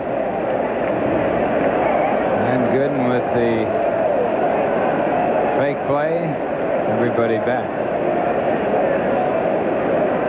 Calderon leads the club in runs batted in with 44. He is in the top 10 in the National League. And Gooden's first pitch swung on and missed. Good fastball there.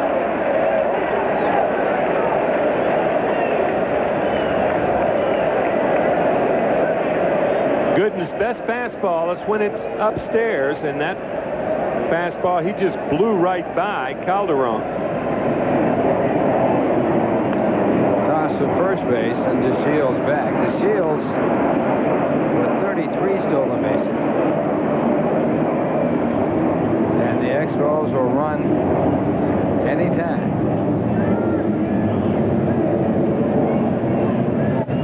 Lead now 4-1 with runners at first and third and one out here in the fifth inning.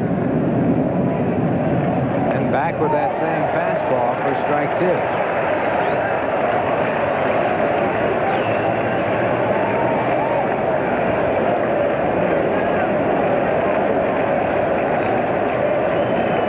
Another fastball that was high. We'll see if Gooden goes to that pitch again.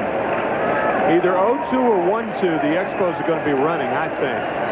Waited around long enough. Gooden with a high leg kick. DeShields with great speed. Really a good time for a pitch out right here.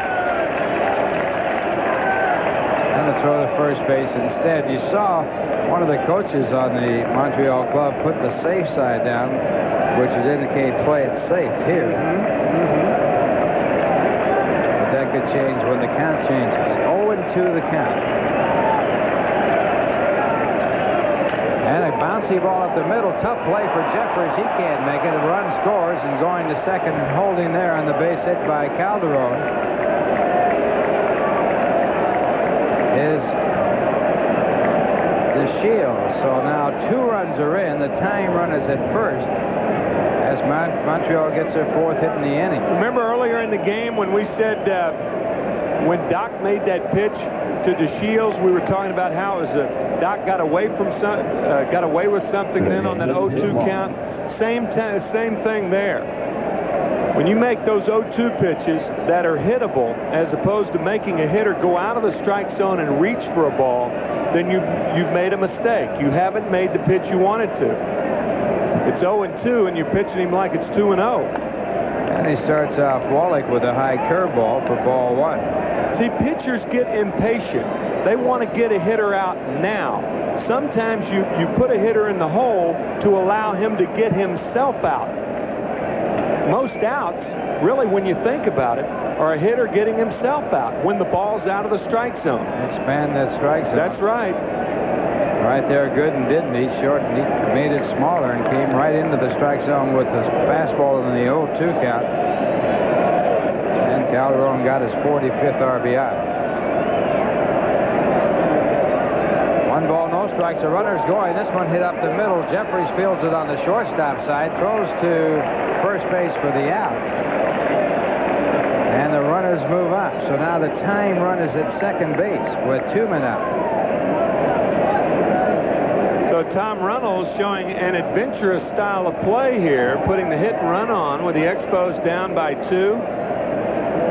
And look at this. You don't see this often, but the second baseman 5 feet on the third base side of second making the play. And the reason for that, obviously, was Jeffries was covering on the play.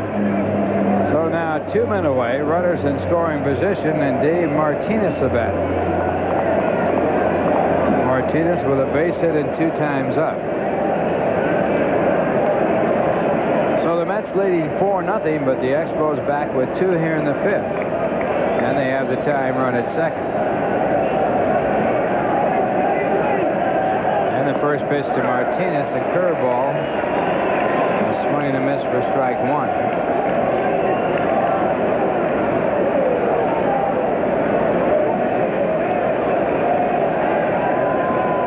Martinez with 2 home runs and 20 runs batted in. Mets play him shallow in center, very shallow. And shallow in left. And that ball bounces away. Sasser can't find it. Another run scores, and another runner moves up. So now the tying run goes to third as the wild pitch allows DeShields to score. And Calderon going over to third. Only the second wild pitch of the season for Gooden. But a tough time to throw it with DeShields at third, alertly coming in to score. Sasser can't find the ball. Even had he found it right away, it's doubtful they would have had time to get DeShields. But once DeShields sees Sasser turn all the way around, well, Gooden ends up fielding the ball. 3 runs are in, and a runner still at third. Gooden working from the set position, and he misses high with a fastball. 2 balls and 1 strike.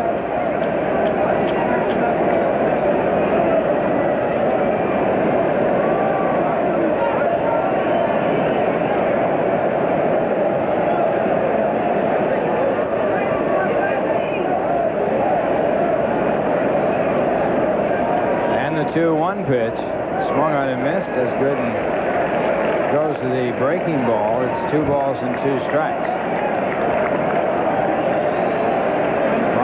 The on-deck batter.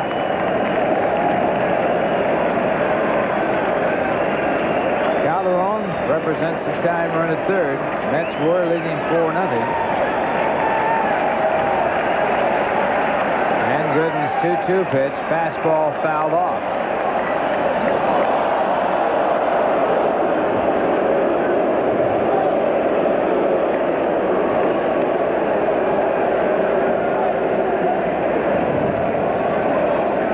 Martinez had been held hitless by Gooden this year. He had been 0 for 8 before he singled in the 4th inning. And at 2-2, the ball is again fouled off. A little weak foul ball into the stands off the curveball. It looks to me like they have Gooden's pitches. I mean, you can't swing at a fastball like that, the one prior to that, and then wait on his breaking ball like Martinez did just then. There's something, you know, in the way it looks like they're swinging at the ball. It looks to me like they had picked up something about Gooden. There was talk of that last year. Gooden had that 383 earned run average.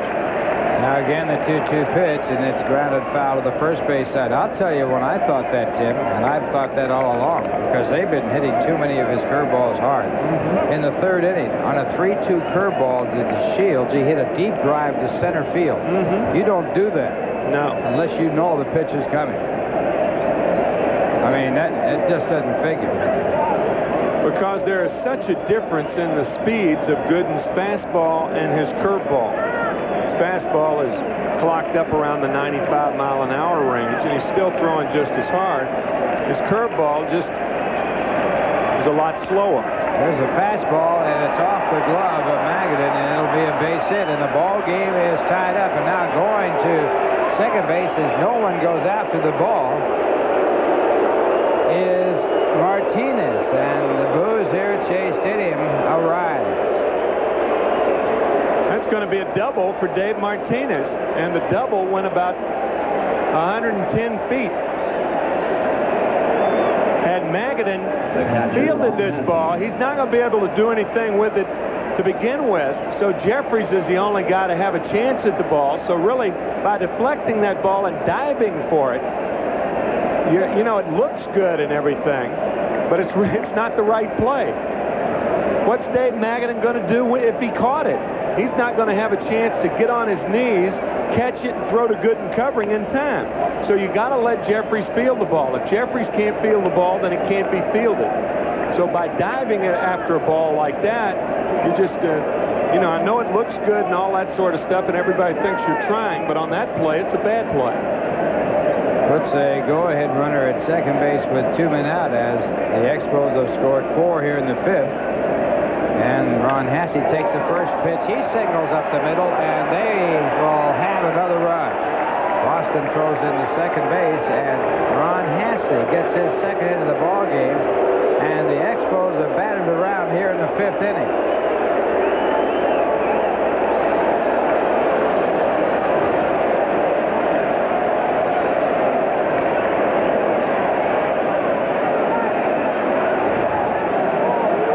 Have just exploded with 6 hits here, and Ron Hasse firing one up the middle, driving in his 13th run of the year as Martinez scores. And remember, Martinez had gone to second base on that ball hit just behind second.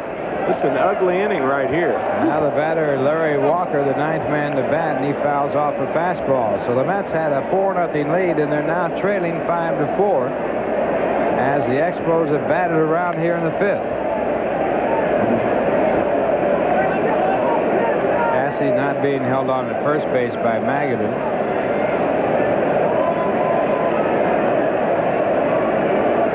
The 1-strike pitch to Walker, called strike 2.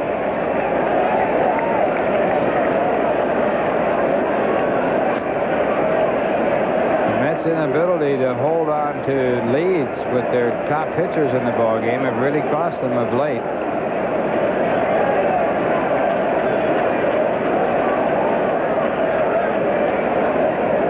Mets came into this game 5.5 games back of the Pirates with a record of 35-32.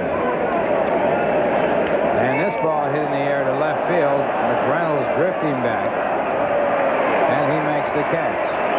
That will end the inning, but not before the Expos have taken the lead, scoring 5 runs on 6 hits. They left 1, and the score at the end of 4.5 innings. The Expos 5, the Mets 4, and here's a word from Macy's.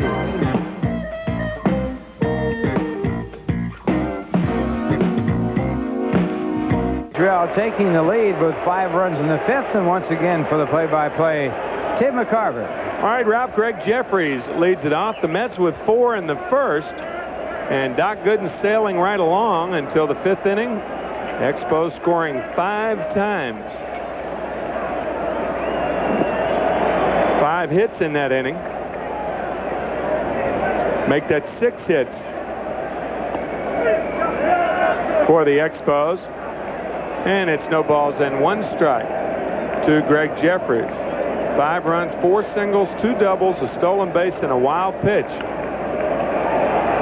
Jeffries fouls it away. It's no balls and 2 strikes now to Greg Jeffries.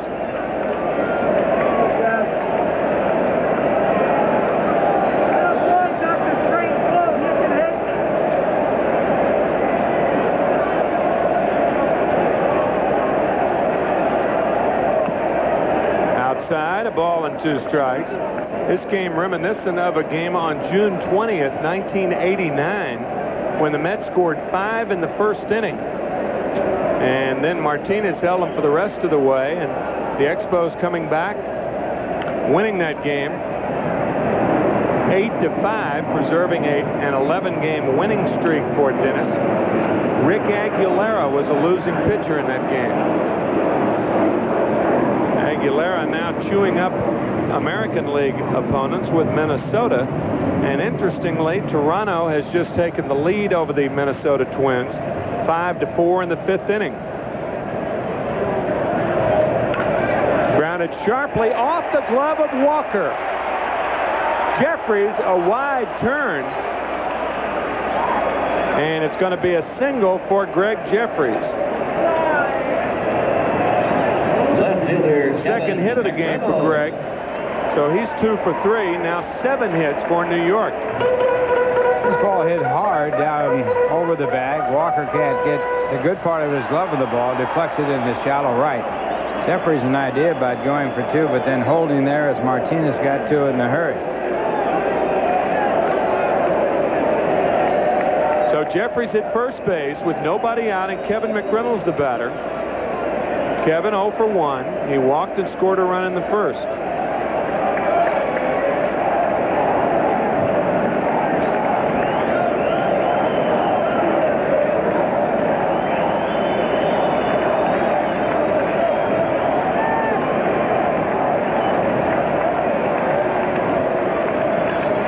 Fly ball right field and playable. Martinez and Grissom converging. It's Grissom who makes the play. 1 away here in the 5th inning. Jeffries remaining at first base. Third baseman Howard Johnson. And Howard Johnson coming up.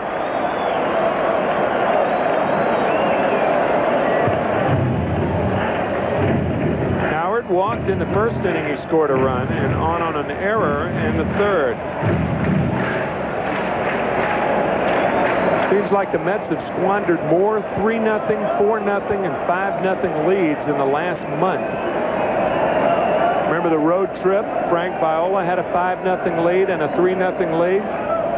Couldn't hold it. Doc Gooden tonight, a 4-0 lead.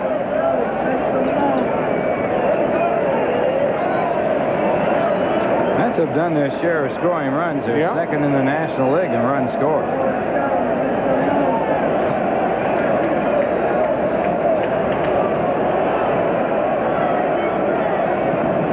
Leads too. I mean, John Franco with that ailing back of his has really had problems. A soaring earned run average.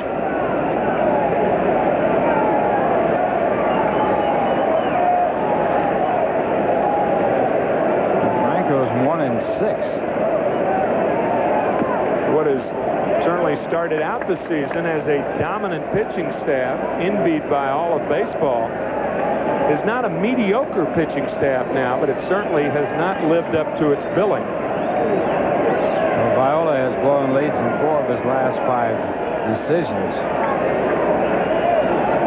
And that's a Cy Young Award winner.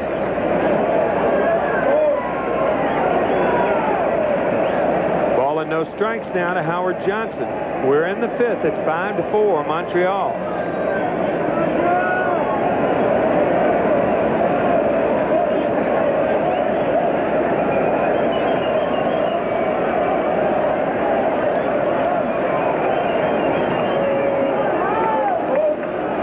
Jeffries telling Mike Cubbage to go through the signs again.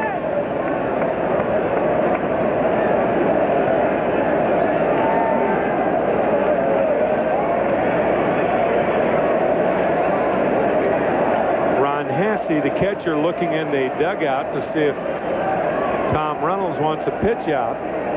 There's that quick move by Martinez.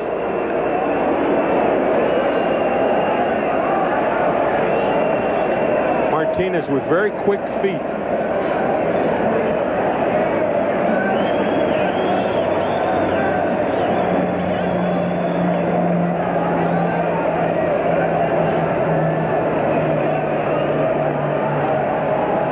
Jeffries not running, and the fastball is outside, ball 2.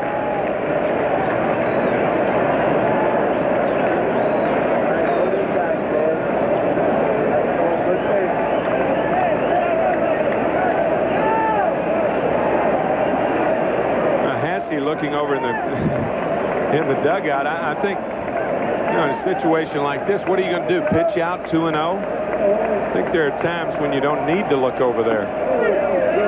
Change up and a strike, 2-1.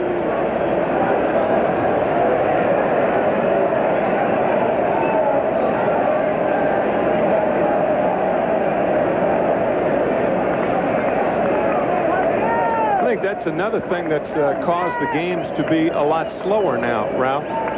The catcher looking over in the dugout, signs given by the manager to the catcher giving the signs to the pitcher, the throws to first base, all of those things. That sequence right there, Hasse looking to the dugout, manager giving him the signs flash to the pitcher, and the pitcher throwing to first. And then the re-giving of the signs. Process starts all over again.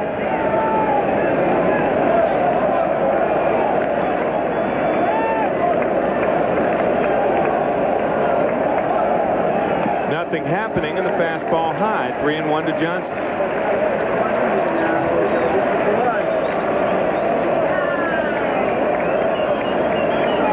So here we go again. You're not going to pitch out here, that's for sure.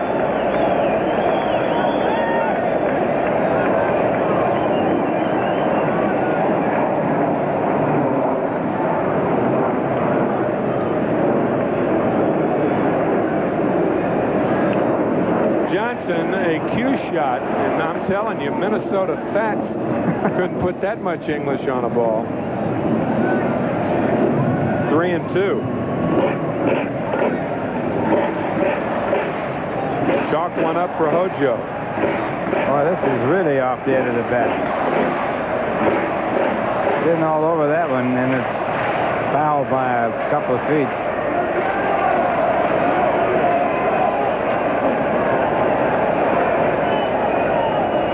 That 12 full counts in this ball game.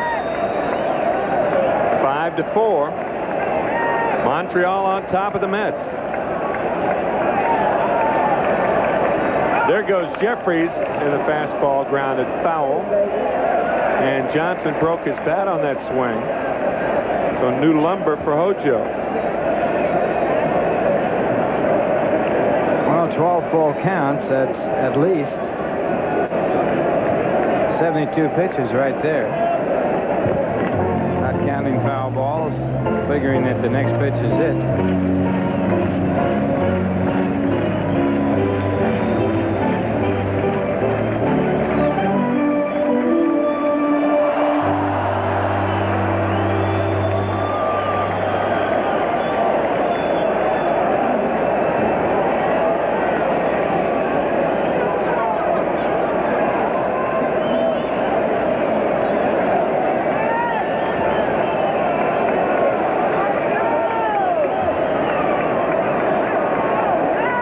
Jeffries can't get picked off in this situation. Martinez, a quick move, and that ball gets by Walker, but Jeffries is forced to stay. Hit and run situations, 3-2 counts. You as the runner cannot get picked off as Brooks waits.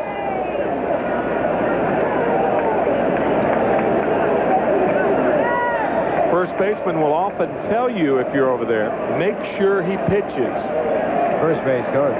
First base coach, right.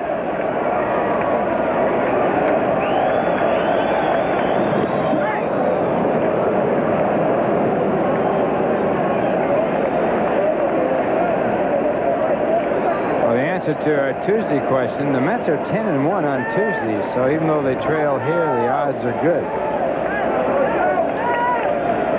You really think so? I mean, if they're 10-1 on Tuesday, do you think their chances on Tuesday are better now? Jeffries running, and Johnson strikes out. Hojo, now look at this. Hojo running to first, and he should be aware that he's out. How about the catcher throwing there? Hasse throws the ball there. Got to know the rules of the game. I'll tell you, if you put a rule book in front of most major league players' locker, it would be the first time that they'd ever seen it. Well, they looked at it. The runner on first base in less than 2 outs, you don't have to complete the strikeout by tagging the runner or throwing to first base. However, if the Hassey throws that ball away, it's a live ball. Sure. Yeah, that's ridiculous. Bad play on Hassey's part. It's a bad play on everybody's part. And we have to explain it. 2 outs.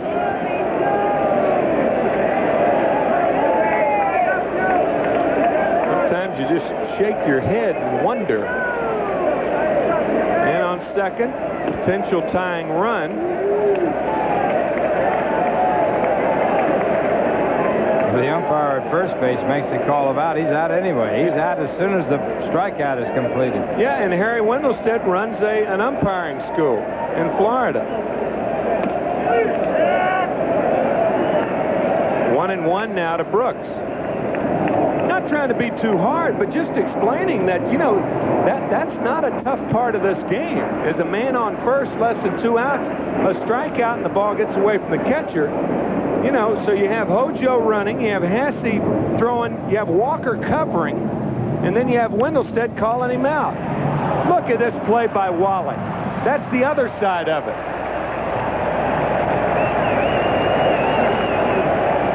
Fine play by Tim Wallach. It's 5-4 Expos over the Mets after 5, and we're back after this from Budweiser.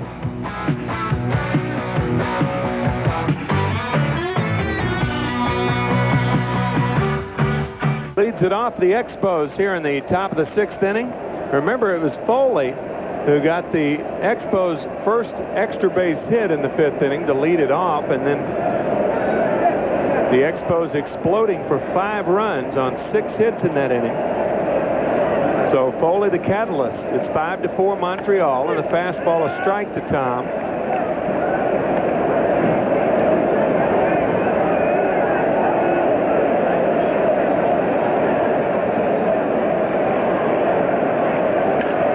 Fly ball left field. McReynolds back. 1 away here in the 6th inning. We expected a close game tonight, Ralph, but not a 5-4 type game out of both these pitchers. More like 2-1 or 3-2. Martinez giving up 4 runs in the first one. The Mets battered around, but Montreal sending 9 to the plate in the 5th to score 5 runs and take the lead 5-4. The pitcher, Dennis Martinez.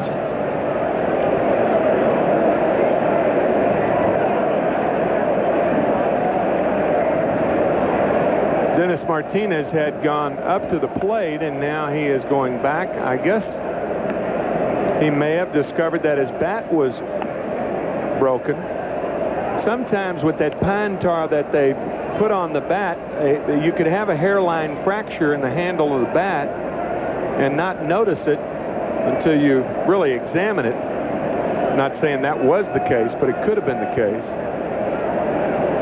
Martinez 0 for 1. He sacrificed in the 5th inning. Chopper, Johnson, 2 outs.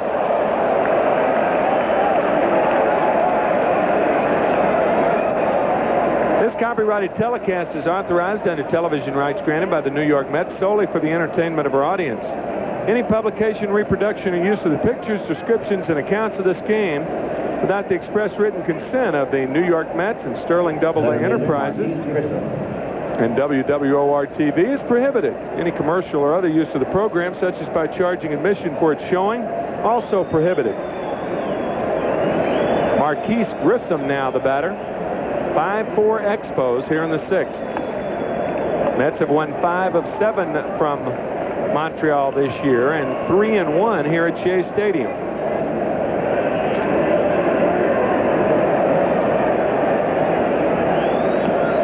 The key hits in that 5-run 5th, that swinging bunt by Marquise Grissom. Appeared to be innocent at the time, but that helped to open the floodgates.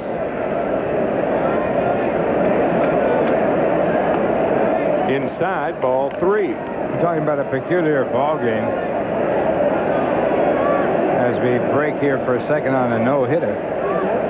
through 7, White Sox lead the Mariners 2-0 as Jack McDowell works on that no-hitter. And Grissom draws a base on balls. How often do you see two top pitchers like Dennis Martinez and Doc Gooden give up so many consecutive hits in 1 inning? Mets had 4 hits in 1 inning off of Martinez, and Montreal had 6 hits in 1 inning off Doc Gooden.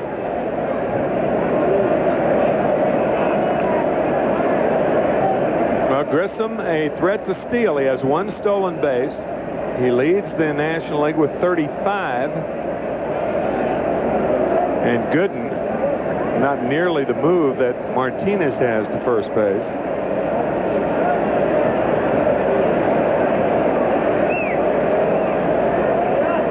Well, those eyes were focused, weren't they?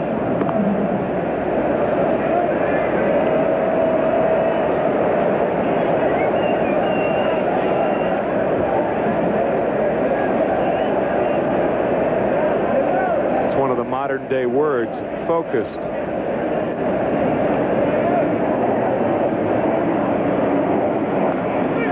Strike 1 to DeShields. He's giving him a chance to steal right there.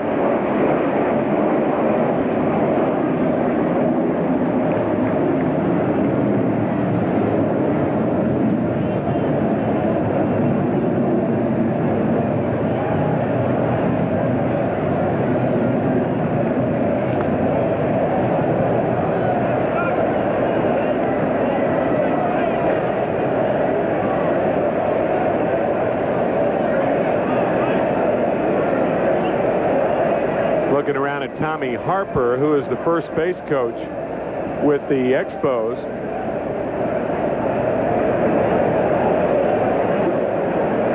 What a base runner he was. I think he took the longest lead of any base runner I've ever seen. Tommy Harper with the Cincinnati Reds, Boston Red Sox.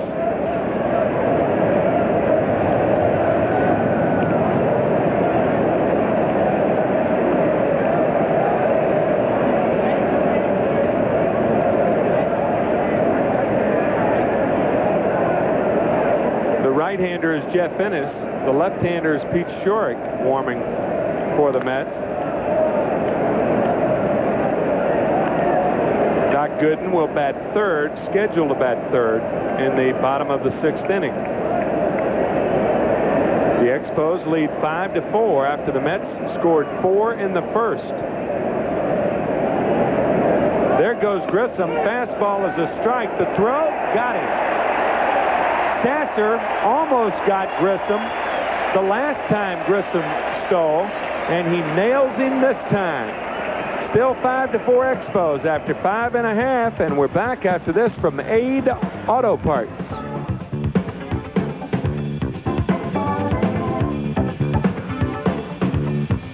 Sasser will lead it off here in the bottom of the 6th inning after that terrific clothesline throw that he made to nail Marquise Grissom. Right here we look at it on the replay. It's another perfect throw. He's made 3 perfect throws down there. One of them dropped by Templeton, or he would have thrown out all 3. And Sasser right there coming up to hit. The ironic thing about that play was that the batter took a strike to go to strike 2 to allow that runner to attempt to steal second. You seldom see that in the major leagues. DeShields taking not only once but twice. Breaking ball grounded up the middle. DeShields backhands it, and Walker on the other end with the scoop. Fine play on both sides. 1 out here in the 6th inning. Well, the last 2 outs against the Mets have been fine defensive plays. Wallach saving the run with a diving stop of a drive by Brooks. Now a great pickup at first base as DeShields makes a bad throw, but Walker, who is normally an outfielder, makes a fine pickup, and DeShields says thanks a lot. The 1 out here in the 6th inning, 5-4 Montreal, and Gary Templeton takes a breaking ball inside, ball 1. That second throw by Sasser, by the way, that was the one dropped by Gary Templeton, and that throw right on the money, and had they nailed Grissom, I mean, the score was 4-0 at the time. Tom Foley on at third base. That could have changed the whole complexion of the ball game. had Gary held on to that throw, because Grissom certainly was out. The ball beat him. Slapped to third. Wallach, 2 outs.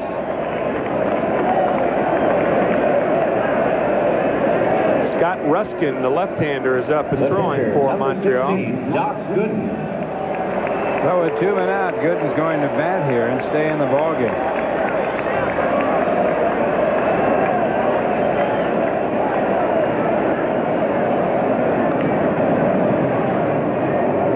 Is grounded out and popped to second. Curve, grounded to second. DeShields for the 3rd out. The Mets go in order for the 2nd time in the last 3 innings and trail 5-4 after 6. We'll be back after this from the New Jersey Bell Yellow Pages.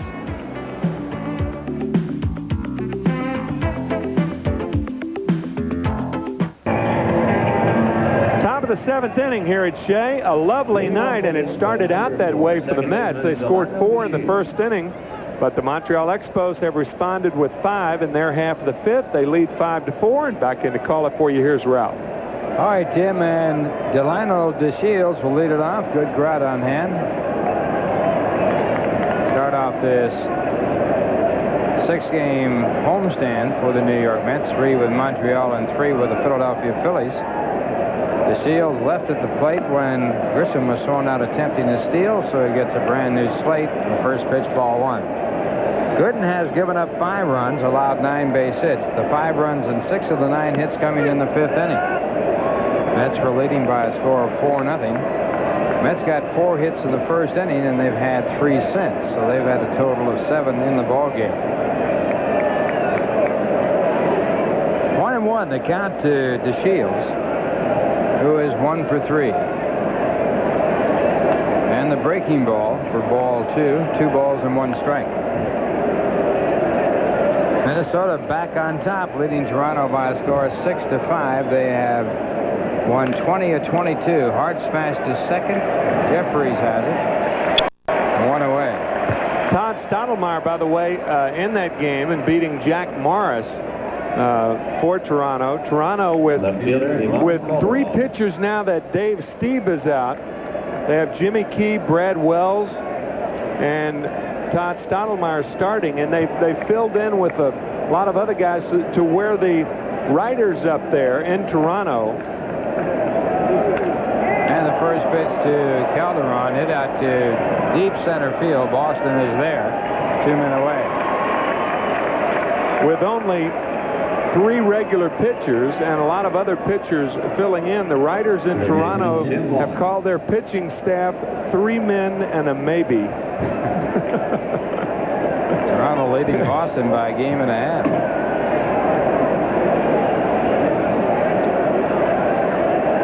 So 2 men away, and Tim Wallach the batter. Tim 1 for 3. Calderon now 1 for 3 on the out. And the first pitch he calls strike.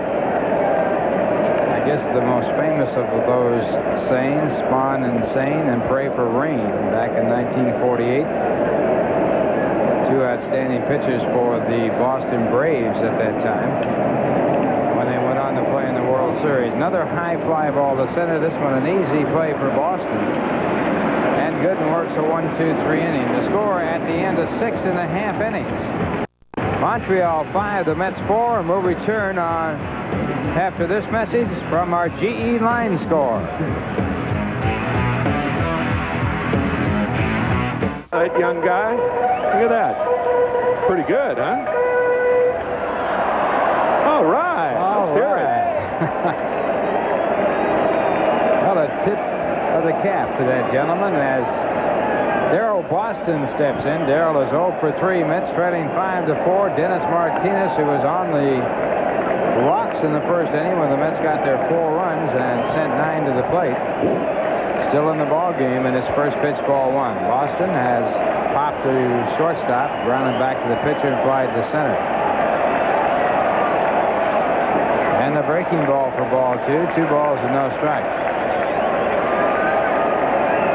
All of Montreal scoring coming in the 5th inning when they got 5 runs on 6 hits off the doctor, who's still in the ball game. 3rd meeting between Martinez and Gooden. They are 1-1, and the pitch, a fastball, foul back out of play, 2-1.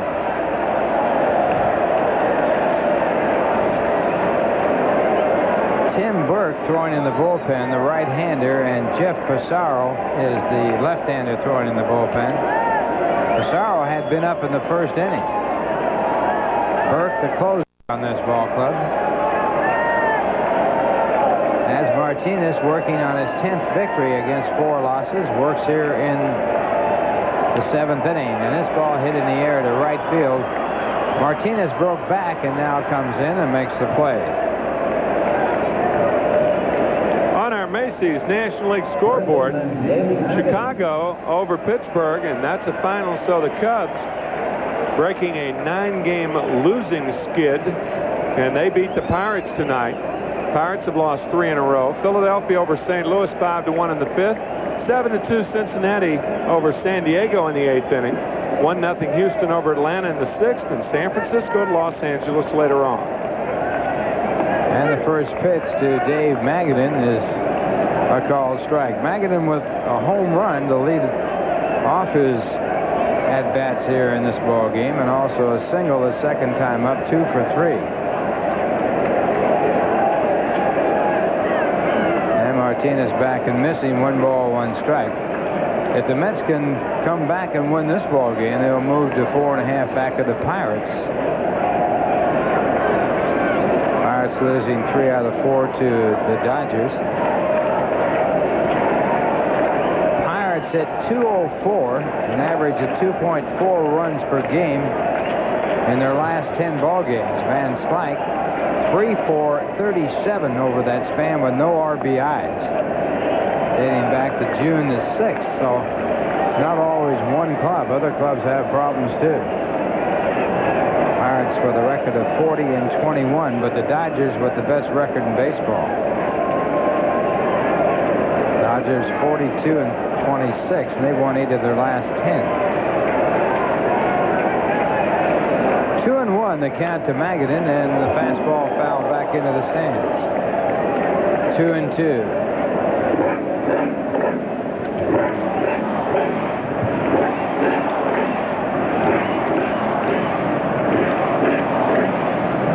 Magadan followed by Jeffries, and then Kevin McReynolds.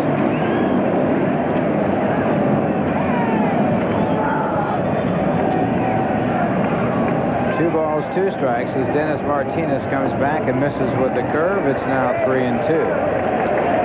The Mets in the first game of a series so far this year have won 18 and lost only 4.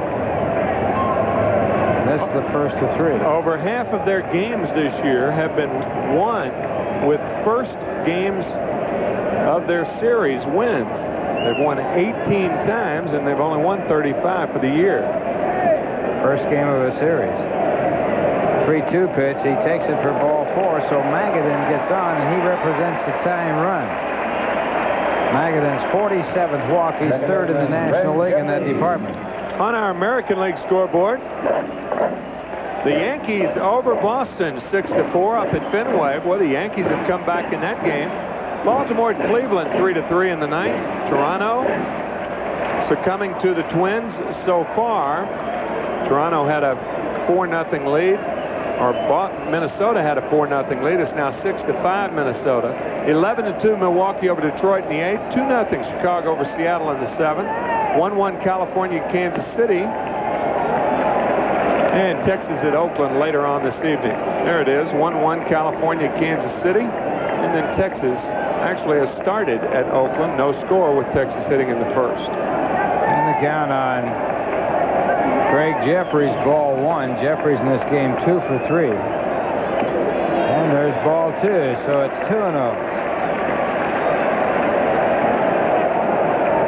Paid crowd here tonight, 28,809 as Larry Bernard goes to the mound.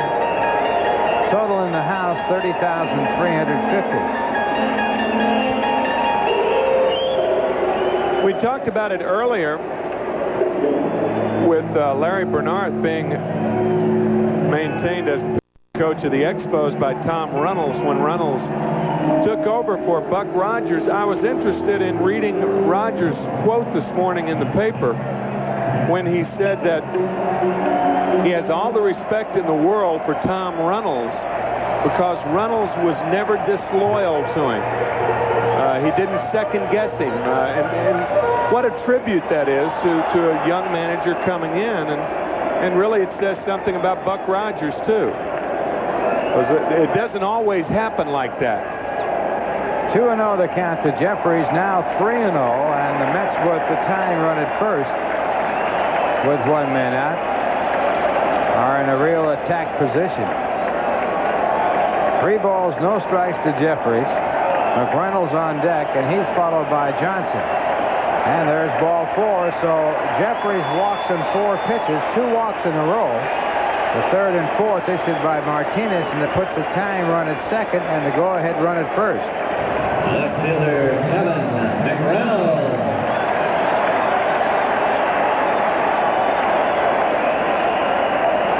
And out comes Tom Runnells to talk to his pitcher. He has his bullpen ready, and that's going to be it. Tim Burke is the right-hander in the bullpen. And the sign has gone out. He wants the right-hander. So the bullpen is brought to you by New York Telephone. It reminds you that we're all connected.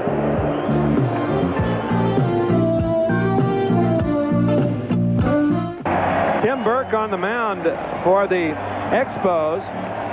4 saves on the year. Coming into this game, or into this season, Tim Burke with 388 appearances. He was 11 shy of Steve Rogers' appearances as a pitcher for the Expos. And he has surpassed that. So more appearances than any other Expo pitcher, and that's rather remarkable when it seems like yesterday that Tim Burke came up. Came up with Buck Rodgers, and Rodgers is now gone, and he's still here. His 32nd game of the year. Runners at 1st and 2nd, 1 man out. Kevin McReynolds the batter, and the first pitch chopped out to 3rd. They'll try for 2. They get 1, and they get the other. So 1 pitch, and it goes fully to DeShields to Walker, and the Mets are out. 1 runner left on base, and the score at the end of 7. Montreal 5 and the Mets 4. And here's a word from General Electric.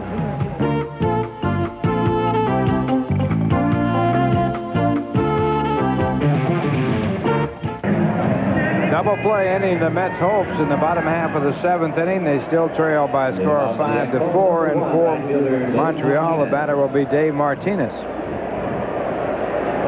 Martinez 2 for 3 tonight off the doctor. Gooden has given up 5 runs on 9 base hits. All 5 runs and 6 of the 9 hits coming in the 5th inning when Montreal rallied to overcome a 4-0 deficit and take the lead 5-4. And the first pitch to Martinez, line to left field. Here comes McReynolds. He's over there, and he hauls it in. The experiment of McReynolds playing right field has lasted 1 day. He is back in left, but Brooks out in right field. So McReynolds in left field picking up the out, and that'll bring up Ron Hasse, who's had 2 hits and 3 at-bats. With a run batted in with a hit in the 5th inning. Now with 13 RBIs in the air, and he takes the first pitch for a called strike. Gooden working here in the 8th inning. He has worked 3 complete games this year, and one of them a shutout. And he bounces the curveball, 1 ball and 1 strike.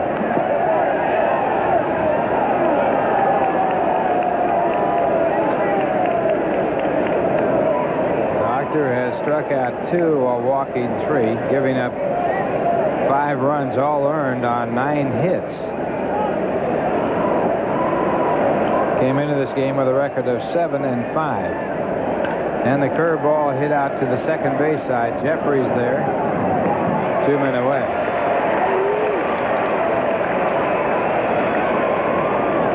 First baseman Larry Walker. That'll bring up Larry Walker. Outside the pitcher, Walker, the only regular to not have have a base hit. He did get on base back in the second when he walked in the 3-2 pitch.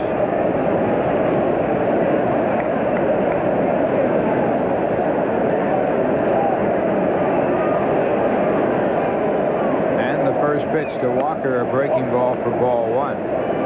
Back in the 5th inning when Montreal got their 5 runs, Foley led off the inning with a double, and Martinez sacrificed, and they were playing for 1 run. They got 5. The 1-0 pitch, fastball fouled off into the stands. 1 ball and 1 strike to Walker.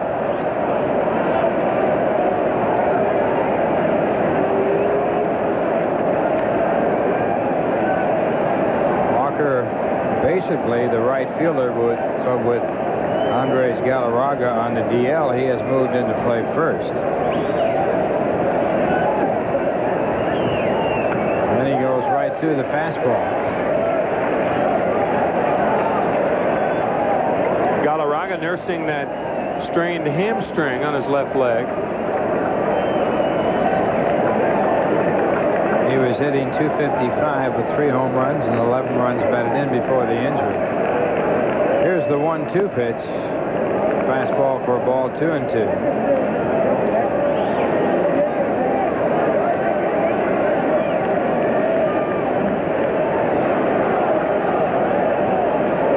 And the 2-2 pitch. Swung on a miss, and Gooden picks up his 3rd strikeout in a 1-2-3 inning. He has retired his last 6 batters. And the score at the end of 7.5 innings, Montreal 5 and the Mets 4. And here's a word from Sunoco. We're going now to the bottom half of the 8th inning. The Mets trailing by a score of 5-4. Howard Johnson will lead it off. We're talking about Andres Galarraga. He had knee surgery on June the 8th to repair damage to the undersurface of his left kneecap. And he's estimated to be out for 4 to 6 weeks. As Howard Johnson steps in and batting for the first time against Tim Burke. And the first pitch hit out to left field, moving back to left fielder Calderon, and he has it for an out. So Tim Burke coming in the ball game with runners at first and second, threw 1 pitch in the 7th and got McReynolds to ground into a double play, and now he has picked up his first out here in the 8th inning on 1 pitch.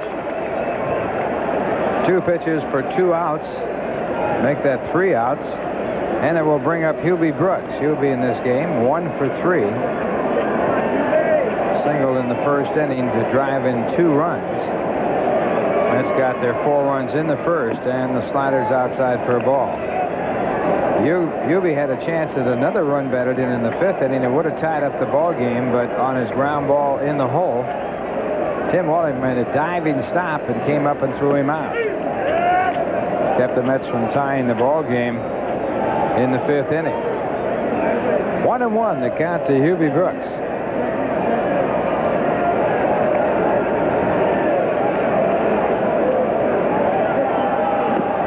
Goes after the slider and misses. 1 ball and 2 strikes.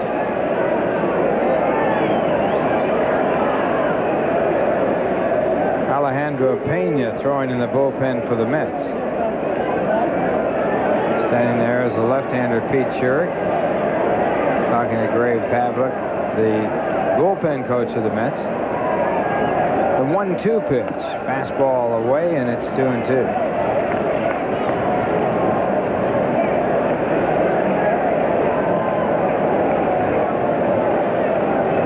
With 13 home runs, 37 runs batted in. The 2-2 pitch, breaking ball hit slowly to shortstop, fielded by Tom Foley. The throw to first for the out. So 2 men away. Checking out the Nobody Beats the Wiz game summary. The Expos. Martinez with 2 hits and 1 run batted in. Hassey with 2 hits and an RBI. DeShields and Calderon, a run batted in apiece. And for the Mets, Magadan a home run and a single and an RBI. Brooks a single and 2 runs batted in. Sasser 2 hits and an RBI. And the Expos leading by a score of 5-4 as Mackie Sasser steps in. Sasser 2 for 3 tonight.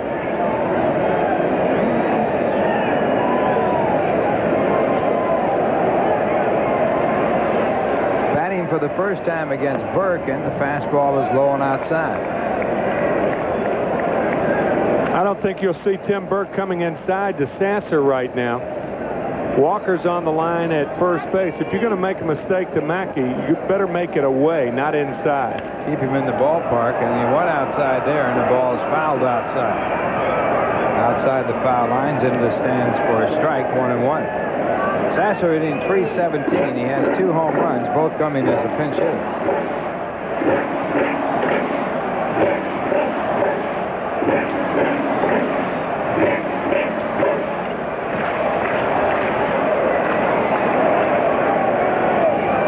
Montreal starting the action today 8.5 games out with a record of 33-36. And they set off the end of the bat softly to Wallach, the third baseman, and the Mets go in order. The score at the end of 8, it's Montreal 5 and the Mets 4, and here's a word from New York Telephone.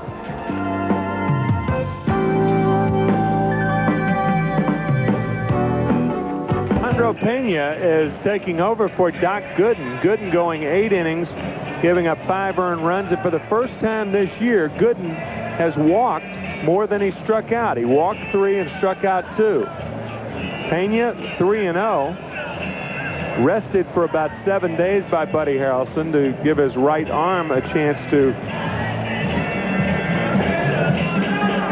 get better. So Alejandro Pena is in there in relief of Doc Gooden. And Pena's first batter will be Tom Foley. Foley with a double and 3 at-bats.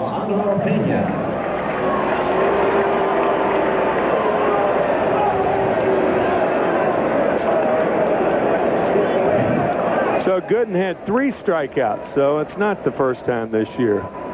He had 3 strikeouts and 3 walks. But it is the second time this year that he has had as many walks as strikeouts. He also had 3 walks and 3 Ks back on the 10th of May against San Francisco. And Gooden leads the ball game on the losing side, and if the Mets don't come back and tie it or win it, his record will go to 7-6. Dennis Martinez is on the winning side, and if he picks up the victory, he'll be 10-4 in the year. So Alejandro Pena will pitch here in the 9th inning. It'll be Tom Foley to lead it off. Foley playing shortstop. Amazing thing about the Montreal Expos against Eastern Division competition, and this is the important division because each win means that much more when you defeat teams in your own division. Montreal with a record of 8 wins and 23 losses. And the first pitch to Foley. Strike 1. On the road, they have a record of 16-21. As Foley pops it up in the shallow left field, McReynolds is there. And 1 away. The scheduled batter is the pitcher, Tim Burke, but it's going to be Eric Bullock to bat for him. Number 38, Eric Bullock.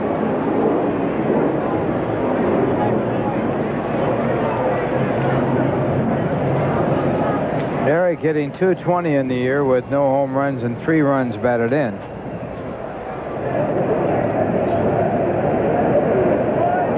As a pinch hitter, he is 0 for 7. And the first pitch by Pena, good fastball, strike 1.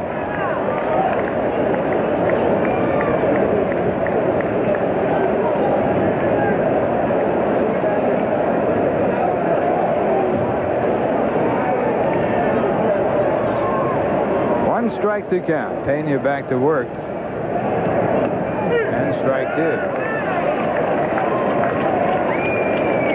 Mets got 4 in the first, and Montreal got 5 in the 5th.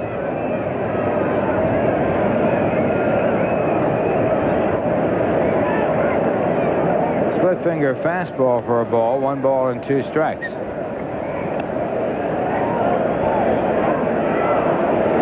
Mets drawing 28,000 tonight, and that puts them 8,000 shy of the million mark. They had 963,000 coming in. It's about 992 now.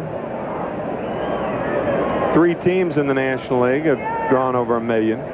Cincinnati Reds, Los Angeles Dodgers, of course, and the St. Louis Cardinals. And the pitch back to Bullock, hit foul on the left side.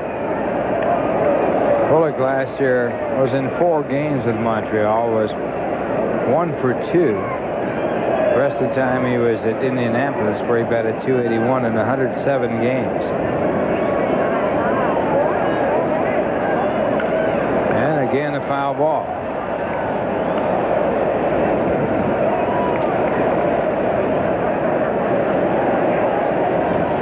Bullock's father, Eddie, played in the Cardinal farm system. He was originally selected by the Dodgers in the draft, but didn't sign, and then selected by San Diego. Didn't sign there, and then selected by Houston, and did sign. This one popped up in foul territory, and it's out of play as Sasser gives a good effort. Sasser with a good night tonight, throwing out 2 or 3 base stealers, and actually throwing out 3, but the ball was dropped by Templeton, or he would have had a perfect night there. Yeah, we mentioned that was one of the key plays in this game. It seemed like all the defensive important plays came in that 5th inning, an inning in which the Expos scored 5 times. He had Grissom thrown out, but Templeton on a fairly difficult play couldn't hold on to the ball, and so it went as a stolen base. Foul ball keeps the count at 1 and 2. And Sasser also coming up with 2 hits and 4 at bats.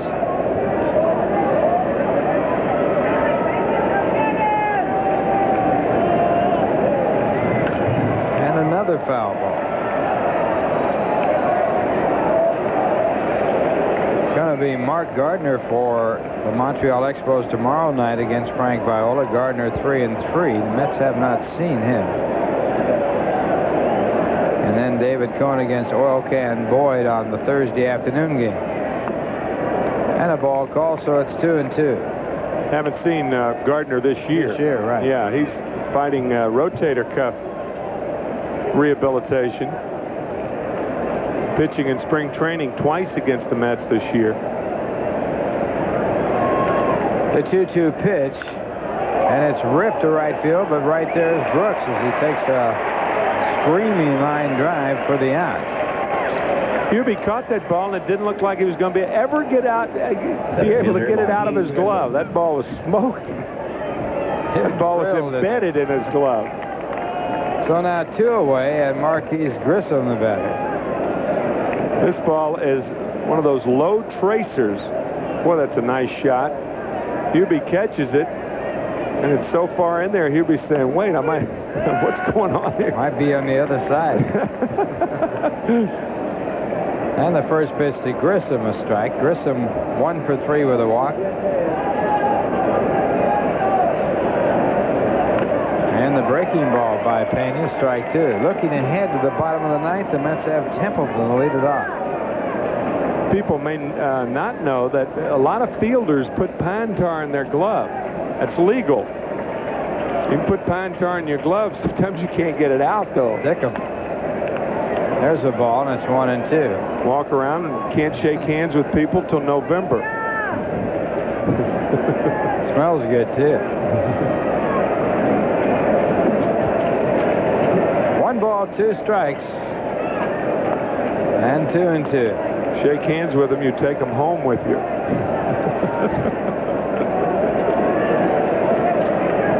That old flypaper scene that they used to use. Right.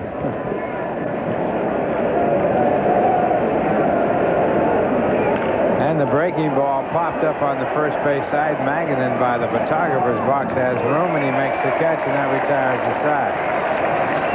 So we go to the bottom of the 9th. The Mets need 1 to tie. It's Montreal 5, the Mets 4, and here's a word from Dutch Boy Paint. gone into the closer role. It's funny, Barry Jones last year with the White Sox was the setup man for Bobby Thigpen. Thigpen, you'll remember, had 57 saves last year. Well, Barry Jones is in the savers role for the Expos. Tim Burke is now the setup man. So a little odd twist for the two right-handers. Barry Jones, known as Bearcat, in his first pitch as he works to Gary Templeton, is taken outside for ball 1. Templeton batting 8th in the batting order. The pitcher due up next, and Tommy Herz in the on-deck circle. Mets need 1 to tie, and there's a strike. It's 1-1. Jones last year with the White Sox, 11-4 with only 1 save. Thigpen's 57, a major league record, and that pitch is a strike, and it's 1-2. Barry Jones acquired along with Ivan Calderon in the Tim Raines deal. 1-2 pitch, and Templeton lines a single down the left field line. So Templeton leads off with a single, and he represents the tying run here in the 9th. That was good hitting by Gary Templeton. He just poked one into left field, a fastball on the outside. Keith Miller will pinch run for him now. Boy, that's good hitting by Templeton.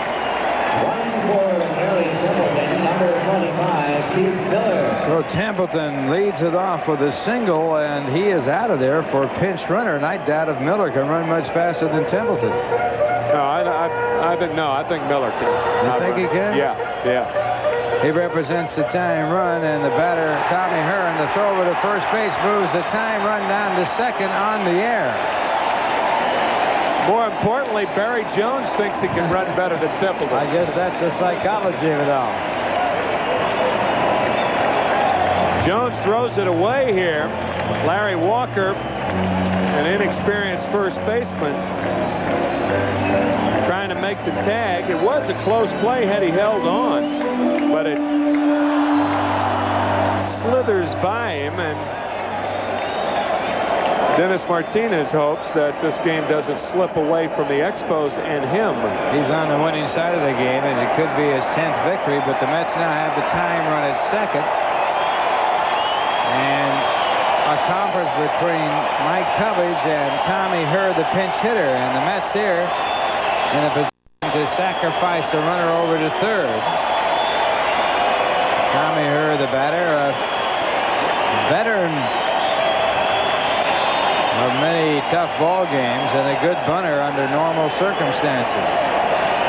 Herr is a pinch hitter, is 0 for 5, and he doesn't bunt. He takes outside, so it's ball 1.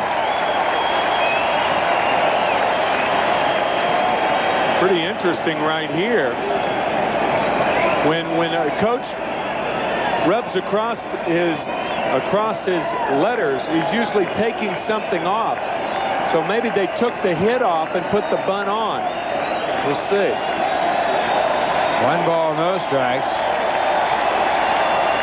And Herr again in hitting position, taking high for ball 2, and it's 2-0. I'll tell you, I like this style of play right here. It's a little more adventurous. It's less conservative. What you have to know is whether or not your hitter can do the job you want him to do, and that's advance the runner. And you also are not really playing to tie here. You're playing to win. I mean, Franco's on the shelf. Pena's out of the game now. You have the younger guys in the bullpen.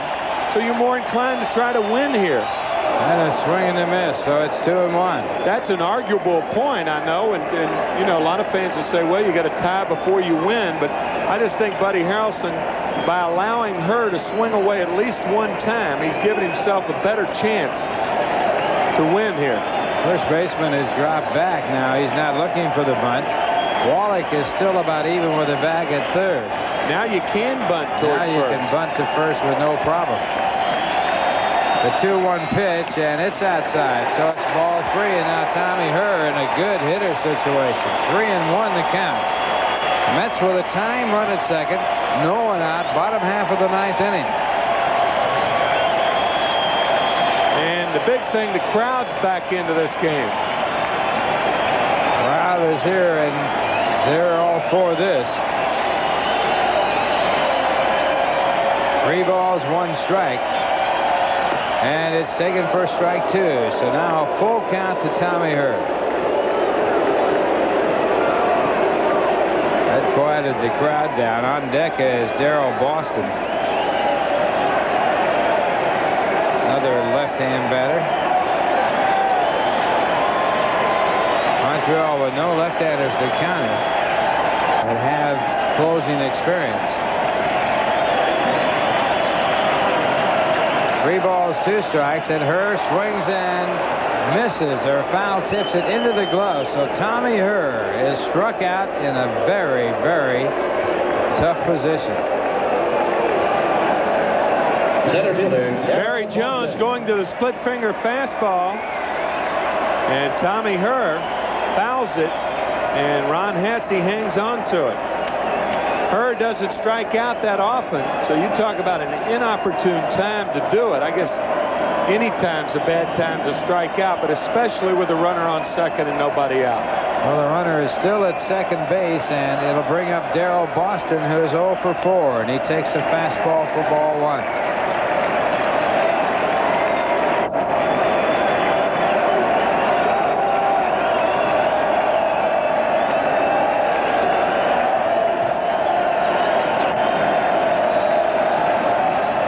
Pitch back is outside for ball 2, and again Barry Jones is behind the hitter. Came from behind to strike out Tommy Herr, and Magadan's the on-deck batter. The 2-0 pitch. It's ball 3. 3 balls and no strikes. Funny how the game works out. You try to get Tommy Herr into an offensive hitting position. The count runs to 2 balls and no strikes. Then it's 2-1, then 3-1. 2 opportunities for him to contact, but Barry Jones, giving credit, the 3-1 pitch on the corner, and then the 3-2 splitter gets Tommy Herr. Tremendous 3-2 pitch. Yeah. It's now 3-0 to Boston. He'll be taking, and it's ball 4. So Barry Jones walks Boston. He represents the winning run. And there is 1 out here in the bottom of the 9th inning.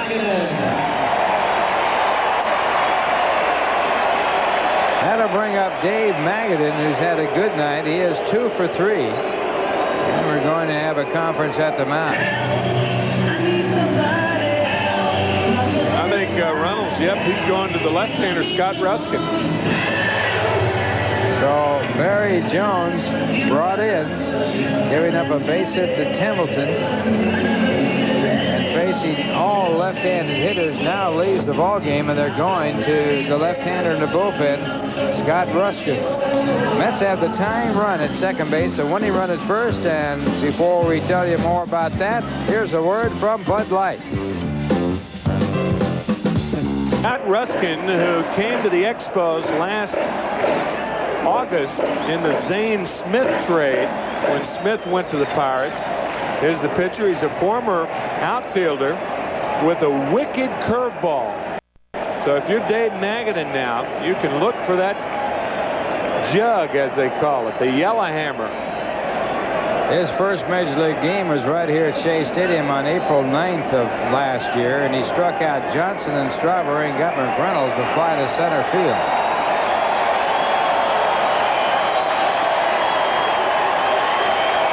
Earlier in the ball game, this is what Dave Magadan did. A home run to put the Mets up 1-0, and he gets a curve in his first pitch, and it's ball 1. Magadan also has a single. He's 2 for 3 with a walk. And his home run is 3rd of the year, coming in the first off Dennis Martinez. The Mets with the tying run at second base and the winning run at first. Magadan the batter. And that pitch is ball 2, so it's 2-0 as Ruskin falls behind. That's 2 curveballs right there. Curveball, without a doubt, is Ruskin's best pitch.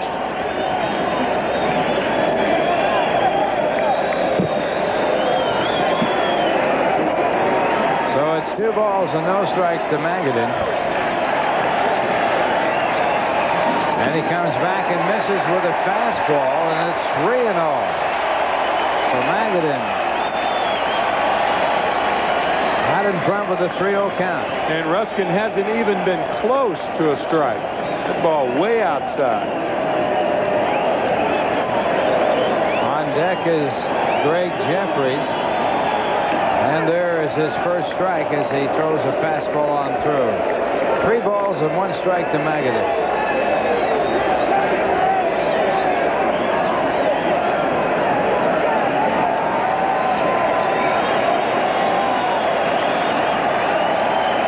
And at 3-1, the pitch to Magadan. The runner's going. The pitch is swung on and missed. The throw to third is dropped. And the runners move up as Magadan goes to strike 2. And a daring play by the New York Mets as Miller steals third and Boston follows behind and steals second. Well, Buddy Harrelson, I'll guarantee you got to give him credit. He is not playing it safe in this inning. He's opening it up full throttle. I wonder if this pitch was a strike. It would have been close. Magadan protecting the runners, and that swing may have kept Hasse back a split second longer to give Miller a chance to steal. And it's ball 4, and a good play by Hasse to keep the ball in play where the runners have to hold. So now on the walk, the bases are loaded. The Mets have a time run at third, the winning run at second base, and the batter is Greg Jeffries.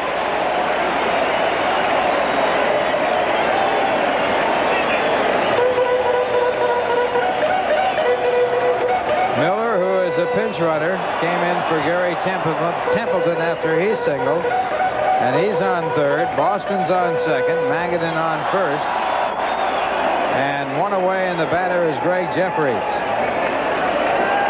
Jeffries 2 for 3 with a walk, batting from the right-hand side, and the first pitch is outside for ball 1. Ruskin again starting off with the curveball. Jeffries as a right-hand batter hitting 263, 269 as a left-hand batter.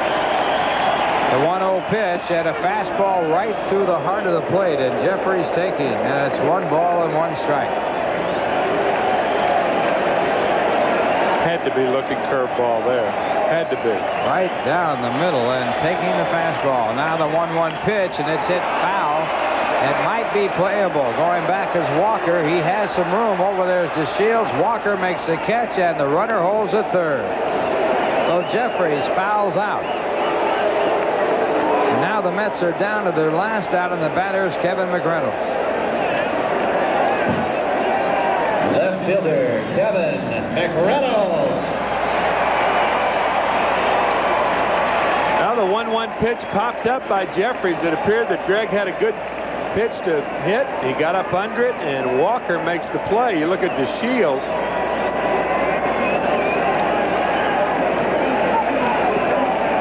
So Greg hoping he's picked up by Kevin McReynolds now.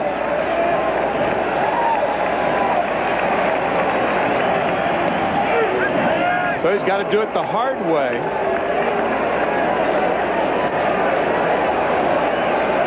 It's 0-1 to Kevin McReynolds. Ralph once again having an audio problem and trying to get fixed up. And the breaking ball is low. 1-1 to McReynolds with the bases loaded, 2 outs, and the Mets trailing by a run. Now you got it, don't you, Ralph? I think I'm back in. All right. 1 ball, 1 strike. That's down to their last out. McReynolds fouls off the fastball, so it's 1-2.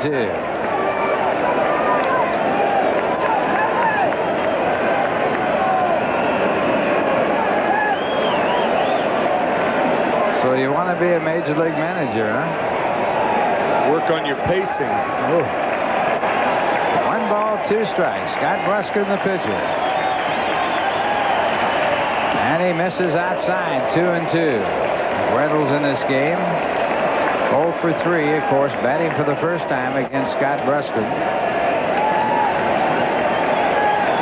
Last week. He led all Major League batters and hit him with a .545 batting average. And the pitch is hit out to deep left center field. It's way back. Might be. It is out of here. Kevin McReynolds with a grand slam home run, and the Mets win it 8-5.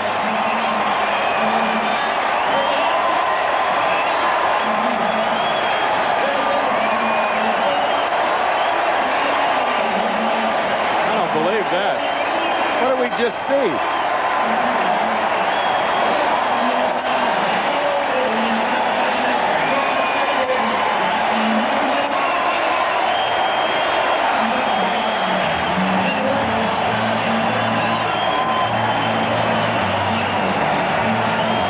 Unbelievable.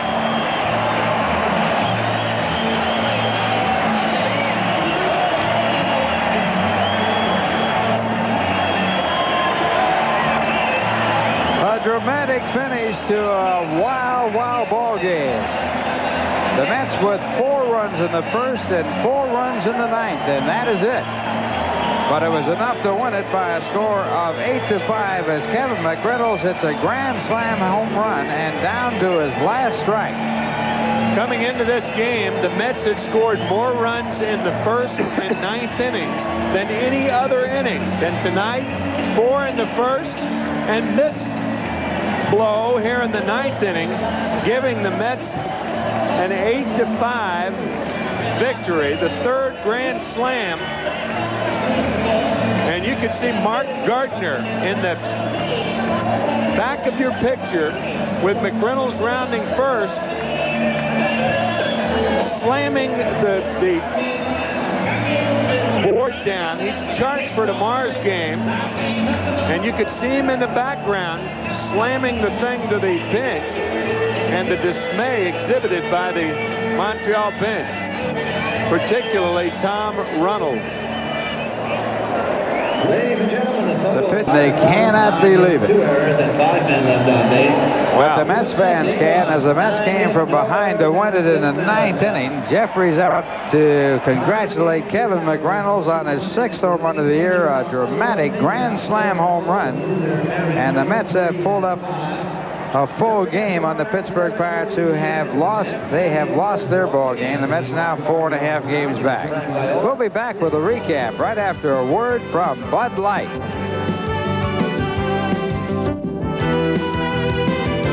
2 men out, 2 strikes on the batter, and a grand slam home run by Kevin McReynolds, and the Mets coming from behind to win it after it looked like it was going to be a laugher. Doc Gooden with a 4-0 lead. It was a very strange game. The Mets with 4 in the bottom of the first, and the Expos coming back with 5 in the top of the 5th inning, and then the Mets exploding. And think of the people that it picked up. I mean, Greg Jeffries hitting with the bases loaded and 1 out, popping out in foul territory. Tommy Herr striking out when he couldn't advance the runner, and then Kevin McReynolds just picked everybody up with that home run. Everybody but Dennis Martinez. And Dennis Martinez might be down for a while because he had the victory, and it would have been his 10th, but he did not get credit for the victory. Our Budweiser star of the game. Well, it was a long, hard debate about who it should go to, but we finally decided that it should be Kevin McReynolds. I think it was a laydown, really. So, Kevin McReynolds with that grand slam home run with 2 men out in the 9th inning, and the Mets winning by a score of 8-5. So, an outstanding victory for the Mets, although it looked like it might be an outstanding victory for the Montreal Expos. Montreal Expo team that got out in front by scoring 5 runs in 1 inning on 6 hits off Doc Gooden. It's seldom that you have 6 base hits in 1/2 inning, really, off the doctor. We talked about players who were off the hook. Doc Gooden also taken off the hook, but he did have 8 fairly strong innings. Actually, at least 7 of the 8 were. But Alejandro Pena picking up the win tonight, his 4th of the year. And on our AT&T Long Distance Award, it's Gooden on top with 117.2 after every game this season. Points will be awarded to Mets pitchers for the AT&T Long Distance Award, and every inning pitch you get a point. We also add in the fractions. If a pitcher is credited with a complete game, he gets a bonus point. At the end of the season, the man on top will win the AT&T Long Distance Award. And Doc on top, as you can see, Frank Viola pitches tomorrow, and he has a chance to go out in front. So once again, the final score on the Grand Slam home run. The Mets won it by a score of 8-5. All right, Ralph, New York Mets Baseball 91 has been brought to you by Bud Light. Everything else is just a light. By Nobody Beats the Wiz Home Entertainment Centers. For everything in home electronics, music, and movies, nobody beats the Wiz.